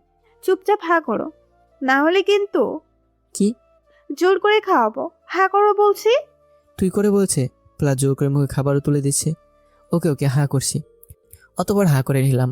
হিমি আমাকে একটু খাইয়ে দিয়ে নিজে মন খারাপ করে বসে আছে। আমার আর বুঝতে বাকি রইল না হিমির মন খারাপের কারণ। তাই আমিও ওই খাবারের প্যাকেটে খাবার নিয়ে হিমির মুখের সামনে ধরলাম। লাগবে না, তুমি খেয়ে নাও। মন খারাপের সুরেই, ওকে আমি খেয়ে নিচ্ছি বলে আমি যে নিজে খেয়ে ফেলতে যাব, তখন হিমি আমার হাত ধরে ফেললো। তুই নিজের হাতে একটা খাবার নিজের মুখে দিলে তোর মুখ ভেঙে ফেলবো, রাক্ষস কোথাকার। হিমি আমার হাতের খাবারগুলো নিজের মুখে নিয়ে নিল। এই তো ভালো মেয়ে। হঠাৎ আমি ঝাল অনুভব করলাম। এতক্ষণ ঝাল না লাগলেও এখন ঝালটা ক্রমশ বেড়ে চলেছে। বিদ্রোহ হিমু আগে থেকে অতিরিক্ত ঝাল খেতে পারতো না। আমার ঝাল লেগেছে এটা হয়তো হিমু বুঝতে পেরেছে, তাই আমার দিকে পানির বোতলটা এগিয়ে দিল। কিন্তু পানি খাওয়ার পর যেন আমার ঝালটা আরও দ্বিগুণ বেড়ে গেল। কি হলো, ঝাল কমেনি এখনো তোমার? আমি তো এইদিকে কথাই বলতে পারছি না। হিমু আর কিছু না বলে ওর ঠোঁটগুলো আমার সাথে মিশিয়ে দিল। হিমি ঠোঁটের স্পর্শে যেন আমার ঝাল ওধা হয়ে যাচ্ছিল, কিন্তু সাথে সাথেই আমার মাথাটা চক্কর দিয়ে উঠল। আমার বরাবর মনে হচ্ছিল যে এরকমভাবে আমার ঝাল আগেও কেউ দূর করেছে। এইরকম মিষ্টি ঠোঁটের স্পর্শ আমি আগে পেয়েছি, কিন্তু এটা কি করে সম্ভব? এসব ভাবতে ভাবতে মাথা ব্যথা শুরু হয়ে গেছে। হিমিকে ধাক্কা দিয়ে সরিয়ে দিলাম। মাথা ব্যথা ক্রমশ বেড়েই যাচ্ছে। দুহাত দিয়ে মাথাটাকে চেপে ধরলাম, কিন্তু মাথা ব্যথা বেড়েই যাচ্ছে। অফি, এই অফি, কি হয়েছে তোমার? এমন করছো কেন অফি, তুমি ঠিক আছো তো? চোখ দুটো বন্ধ হয়ে এলো। চোখ খোলার পর মনে হলো আমি হাসপাতালের কোনো এক বিছানায় শুয়ে আছি। আমি এখানে কি করে এলাম সেটাই ভাবছি। হঠাৎ মনে পড়ে গেল আমার অ্যাক্সিডেন্টের কথা। নিজের আপু আমার সাথে বেইমানি করেছে, নিজের ভালোবাসার মানুষটি আমাকে ঠকিয়েছে। মোবাইলটা পানিতে ছুঁড়ে মেরেছিলাম, তারপর অ্যাক্সিডেন্ট, তারপরে আমি এখানে হাসপাতালের বিছানায়। পাশে তাকে দেখলাম সিমি ম্যাম আমার মাথার কাছে বসে আছে। আপনি কেন এখানে এসেছেন? কি চাই? আমি হিমিকে সিমি মনে করে বলছি।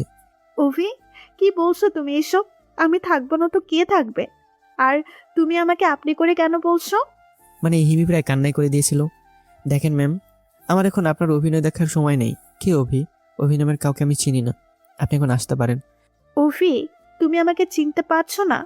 তুমি কি সব ভুলে গেলে আমাদের ভালোবাসার কথা? আমি হিমি, তোমার হিমি। চিনতে পারছো না তুমি আমাকে? হিমি কান্না করে আমাকে জড়িয়ে ধরলো। ও হিমি, মাথায় আবার ঝিম ধরে গেছে। অনেকক্ষণ চিন্তা করার পর আমার সব মনে পড়ে গেল। তার মানে হলো অ্যাক্সিডেন্টের পর আমি এখানে আসিনি। মাঝখানে আমার জীবন থেকে হারিয়ে গেছে প্রায় 6 থেকে 7 মাস। অভি, তুমি আমাকে চিনতে পারো নে? হিমি আমার বুক থেকে মাথা উঠে চিনতে পেরেছি হিমি। এখন সব মনে পড়ে গেছে আমার। আমার কথা শুনে হিমি অনেকটা খুশি হলো। প্রথমে তুমি আমাকে কাকে ভেবেছিলে? সিমিকে। কি? কিন্তু তুমি আপুকে কি করেছিল? সে অনেক কাহিনী। আগে তুমি বলো, ওই দিন তুমি কি বলেছিলে যে সিমির ব্যাপারে পরে বলবে? এখন বলো, কে সিমি? কি হয়েছে তার? তোমার বাবা তাকে কেন খুঁজছে? সিমি তো তোমার বাবার কাছে থাকার কথা, তাই না? তাহলে এখন সে কোথায়? এইসব তোমাকে পরে বলি। না, এখনই বলো, খুব জরুরি। সিমি আপু হলো আমার 2.5 বছরের বড় বোন। ছোট একটা ফুলের কারণে সে আজ নিখোঁজ। বলে হিমি কাঁদতে লাগলো। কি? সিমি ম্যাম নিখোঁজ? কি ভুল করেছিল যে আজ সিমি ম্যাম নিখোঁজ? তাহলে পুরোটা শোনো। অনেক বছর আগে আপুর বয়স 1.5 বছর। তখন আমি ছিলাম মায়ের গর্ভে। তখন বাবা আর মায়ের মধ্যে একটু ভুল বোঝাবুঝির কারণে ঝগড়া লেগে যায়। আর সেই ঝগড়ার কারণে মা বাবাকে ছেড়ে চলে আসে। সিমি আপুকে বাবা মায়ের সাথে আসতে দেয়নি, তাই আপু তাকে মায়ের কাছে। আর আমার জন্মের পর থেকে আমি মায়ের কাছে থেকেই বড় হয়েছি। এইভাবে আমরা আলাদা হয়ে যাই। আর সিমি ম্যামের ভুলের কারণটা? কয়েক মাস আগের কথা।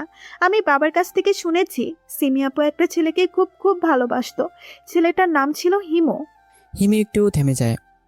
তারপর? আমি এখন আমার পরিচয় দেইনি। হিমু ছিল আপুর থেকে 1.5 বছরের জুনিয়র।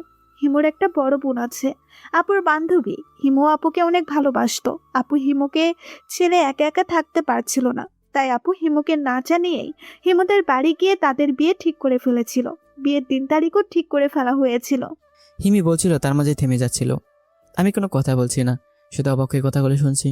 বিশ্বাস করো অফি, আপু ছেলেটিকে একটুও কষ্ট দিতে চায়নি। এমন হয়ে যাবে জানলে আপু কোনোদিনও ওই কাজটা করতো না। কি হয়েছিল? সিমি আপু আর ওই ছেলেটির বোন মিলে একটু মজা করতে চেয়েছিল। হিমুর বোন রাজি ছিল না, তার ভাই কষ্ট পাবে এই জন্য। কিন্তু সিমি আপু আর তার বোনকে রাজি করিয়ে নিয়েছিল। কেমন মজা ছিল এটা? হিমু জানতো না যে ওই দিন তাদের বিয়ে ছিল। আর সিমি আপু এটা স্পষ্ট জানতো যে হিমু প্রতিদিন একবার হলেও তার কাছে যাবে, আর হিমু গেলেই তার সাথে ড্রামা করবে। তারপর হিমু অনেক কষ্ট নিয়ে যখন বাড়ি ফিরবে, তখন তার বিয়ে দেখে সে চমকে উঠবে আর এই কাছে সাহায্য করবে হিমুর হবু দুলাভাই হিরণ। কি? হিরণ হিমুর হবু দুলাভাই?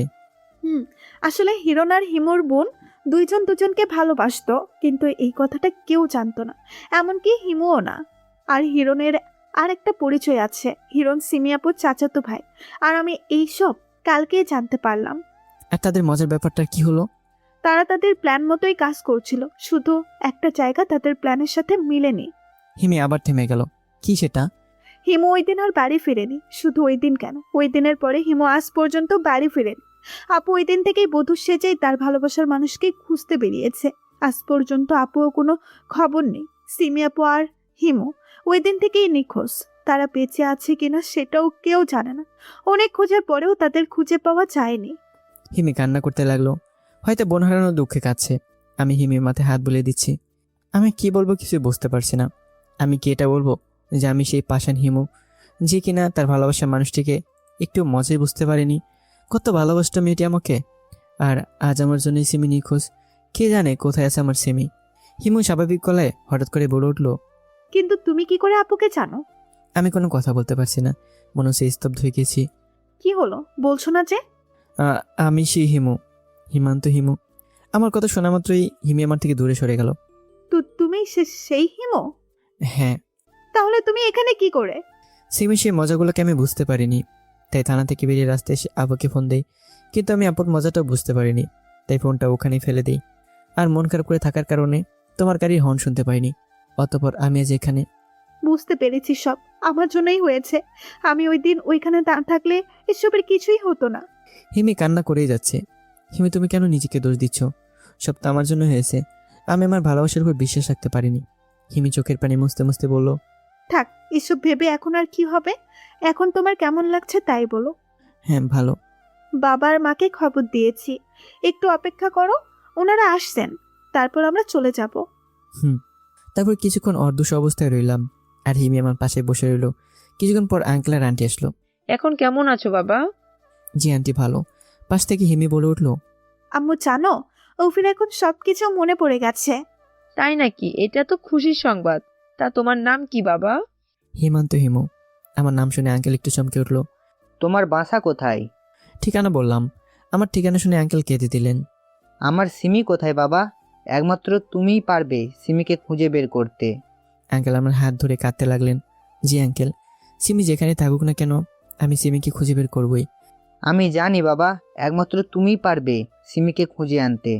বাবা, অফিকে এখন বাড়ি নিয়ে যাওয়া যাক। তোমরা যাও, আমি আর তোমার আম্মু ডক্টরের সাথে দেখা করে আসছি। তারপর আমি আর হিমি বাড়ি চলে আসলাম। রাস্তায় হিমি কোনো কথা বলেনি, মনে হয় কোনো কিছু নিয়ে ভাবছে। বাড়ি গিয়ে ফ্রেশ হয়ে শুয়ে পড়লাম আর ভাবতে লাগলাম কোথায় পাওয়া যাবে সিমিকে। অনেকক্ষণ ভাবার পর একটা কথা মনে পড়ে গেল। কিছুক্ষণ আগে যখন আমি রেস্টুরেন্টের সামনে গাড়িতে বসেছিলাম, তখন হিমিকে দেখেছিলাম একটা মধ্যবয়স্ক লোকের সাথে একটা গাড়িতে উঠতে। কিন্তু হিমি তো বলেছিল ওইটা হিমি ছিল না। তবে কি ওইটাই সিমি ছিল? হ্যাঁ আমি নিশ্চিত যে ওইটাই সিমি। এখন আমাকে শুয়ে থাকলে চলবে না, যত তাড়াতাড়ি সম্ভব আমাকে ওই রেস্টুরেন্টের সামনে যেতেই হবে। তাই শুয়ে না থেকে চলে গেলাম হিমির ঘরের সামনে। হিমিকে ডাকতে হিমি বেরিয়ে এলো। কি হলো অফি, এত রাতে ডাকছো কেন? আর তোমাকে এত নার্ভাস লাগছে কেন? আমাদের এক্ষুনি রেস্টুরেন্টের সামনে যেতে হবে। এত রাতে ওইখানে গিয়ে কি করব? ওইটা তোমাকে যেতে যেতে বলবো। আগে তুমি বলো, এই রেস্টুরেন্টে কি রাতেও খোলা থাকে? 24 ঘন্টাই খোলা থাকে। তাহলে চলো। তারপর হিমি ঘরে গিয়ে চাবিটা নিয়ে আসলো, আর আমি বাইরে দাঁড়িয়ে রইলাম। কিছুক্ষণ পর হিমি চাবি নিয়ে বাইরে আসলো। আমি হিমির কাছ থেকে চাবিটি নিয়ে ড্রাইভিং সিটে বসে হিমিকে সাথে বসিয়ে ড্রাইভ করতে লাগলাম। অফি, আমরা এত রাতে ওইখানে কেন যাচ্ছি? হিমিকে আমি সব বুঝিয়ে বললাম। তাহলে তাড়াতাড়ি চলো, ওই রেস্টুরেন্ট থেকেই আমরা কিছু তথ্য পেতে পারি। আমরা কিছুক্ষণের মধ্যে চলে এলাম রেস্টুরেন্টের সামনে, যেখান থেকে সিমি গাড়িতে উঠেছিল। সেখানে দাঁড়িয়েছি হিমি আর আমি, কিন্তু আশেপাশে তেমন কাউকে দেখতে পেলাম না। হঠাৎ দারোয়ানের দিকে চোখ পড়ে গেল। দারোয়ান তো এখানে সারাক্ষণই থাকে, তাহলে ওনার কাছে জিজ্ঞেস করি। কিন্তু সমস্যা হলো এর ভিতরে প্রতিনিয়ত শত শত মানুষ আনাগোনা করে, উনি চিনবেন তো? তখনই মনে পড়লো হিমি তো সাথে আছে। দারোয়ানের কাছে গেলাম। চাচা, আপনি তো এখানে সারাক্ষণই থাকেন তাই না? না বাবা, আমার ডিউটি তো বিকেল 5টা থেকে। আচ্ছা চাচা, আপনি মেয়েকে চেনেন? হিমিকে দেখিয়ে বললাম। না, তবে আজকে সন্ধ্যায় ওনাকে প্রথম দেখলাম একটা মধ্যবয়স্ক লোকের সাথে ট্যাক্সিতে উঠতে। কিন্তু আমি তো দেখলাম প্রাইভেট কারে উঠতে। না বাবা, তুমি নিশ্চয়ই ভুল দেখছো। বিশ্বাস না হলে ওনাকে জিজ্ঞেস করে দেখো। হিমিকে দেখিয়ে বলল, কারণ চাচা মনে করলো হিমি সে মেয়ে। না থাক চাচা, ঠিক আছে। আমি হিমিকে নিয়ে সেখান থেকে চলে এলাম। হিমিকে নিয়ে গাড়িতে বসে আছি। এখান থেকে কিছুই জানতে পারলাম না, কি করবো এখন কিছুই বুঝতে পারছি না। এখন কি করবে? এখান থেকে তো তেমন কিছুই জানতে পারিনি। আমি কিছু ভাবতে পারছি না, কি করব, কোথায় যাব, কিছুই বুঝতে পারছি না। আমিও কিছু বুঝতে পারছি না অভি, কি করে খুঁজবো আপুকে, কোথায় খুঁজবো? হিমিও প্রায় কান্নাই করে দিছে। হিমি আমার কিছু মনে পড়তে চাইছে, কিন্তু কেন যেন মনে করতে পারছি না। মনে করার চেষ্টা করো অভি। তুমি গতকাল পুলিশে জয়েন করতে যাওয়ার সময় আমি জ্ঞান হারিয়ে ফেলেছিলাম তাই না? তারপর আমাকে কোন হাসপাতালে নিয়ে গিয়েছিলে? সেখানে আবার যেতে পারবে? কিন্তু সেখানে গিয়ে কি হবে? আগে চলো, তারপর গিয়ে বলছি। হিমি আমাকে নিয়ে ওই রাতের বেলায় সেই হাসপাতালের উদ্দেশ্যে যেতে লাগলো। এটাই আমার কাছে থাকা সিমির সর্বশেষ ঠিকানা। কারণ ওই হাসপাতালে আমার জ্ঞান ফেরার পর আইসিইউতে এসে আমি হিমির মতো একজনকে দেখেছিলাম। আমি নিশ্চিত আমি ভুল কিছু দেখিনি, ওইটা সিমি ছিল। হাসপাতালে পৌঁছতে পৌঁছতে প্রায় সকাল হয়ে গেল। গাড়ি থেকে নেমে আমি আর সিমি চলে গেলাম সেই আইসিইউর সামনে, কিন্তু গিয়ে কাউকে দেখতে পেলাম না, একদম ফাঁকা। তাই আমি আর হিমি ডক্টরের কেবিনে ঢুকে গেলাম। হিমি এখনো জানে না আমার এখানে আসার কারণ। আমি আর হিমি ডক্টরের রুমে প্রবেশ করার পরেই ডক্টর হিমিকে দেখে দাঁড়িয়ে গেল। ডক্টরের এমন রিয়েক্ট দেখে আমি আর হিমি রীতিমতো অবাক হলাম। ডক্টর সাহেব, আপনি হঠাৎ দাঁড়িয়ে গেলেন যে? ডাক্তার সাহেব হিমিকে বললেন, আপনি বেঁচে আছেন, এটা কি করে সম্ভব? মানে? ডক্টরের কথা শুনে আমার বুকের বাপাসটা মোচড় দিয়ে উঠল। উনি সিমির কথা বলছেন না তো? কি বলছেন আপনি? ও বেঁচে থাকবে না তো কি থাকবে? উনি পুরোটা না বলে একটা ফাইল খুলে দেখতে লাগলেন। এটা কি করে সম্ভব? ওনাকে তো এইমাত্র মর্গে রেখে আসা হয়েছে। না, সিমির কিছুই হতে পারে না। সিমি কোথায়? আমি কিছু না বলে বেরিয়ে গেলাম মর্গের খোঁজে। কিছুক্ষণ খোঁজার পর পেয়ে গেলাম। আমার পিছন পিছন হিমি চলে এলো। দেখলাম একটা লোক একটা লাশের পাশে বসে আছে। লোকটাকে আমার চিনতে বাকি রইল না। এই সে লোক যার সাথে আমি সিমিকে গত রাতে দেখেছিলাম। তবে কোটাই সিমের আর কিছু ভাবতে পারলাম না। দৌড়ে গেলাম লাশটার কাছে। গিয়ে লাশের মুখ দেখে আমি স্তব্ধ হয়ে গেলাম। কোনো কথা বলতে পারছি না। আমি ভাবতে পারিনি সিমিকে আমি এভাবে খুঁজে পাবো। আমি তো সিমিকে এভাবে চাইনি। সিমি তো আমাকে খুঁজতে এসেছিল। তাহলে সে কেন আমাকে ছেড়ে চলে গেল? কি করে হলো এসব? আমার মুখ দিয়ে তখন একটা কথা বেরোচ্ছিল না। এদিকে হিমি সিমির কাছে বসে কাঁদছিল। সিমির কাছে বসে থাকা লোকটি, আপনারা কারা? কি করে হয়েছে এসব? আমি কোনোভাবেই জিজ্ঞেস করলাম।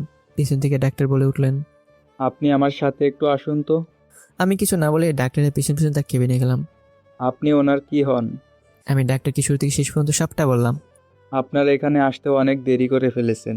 এই মেয়েটি প্রায় 7 মাস ধরে এই হসপিটালে আছে।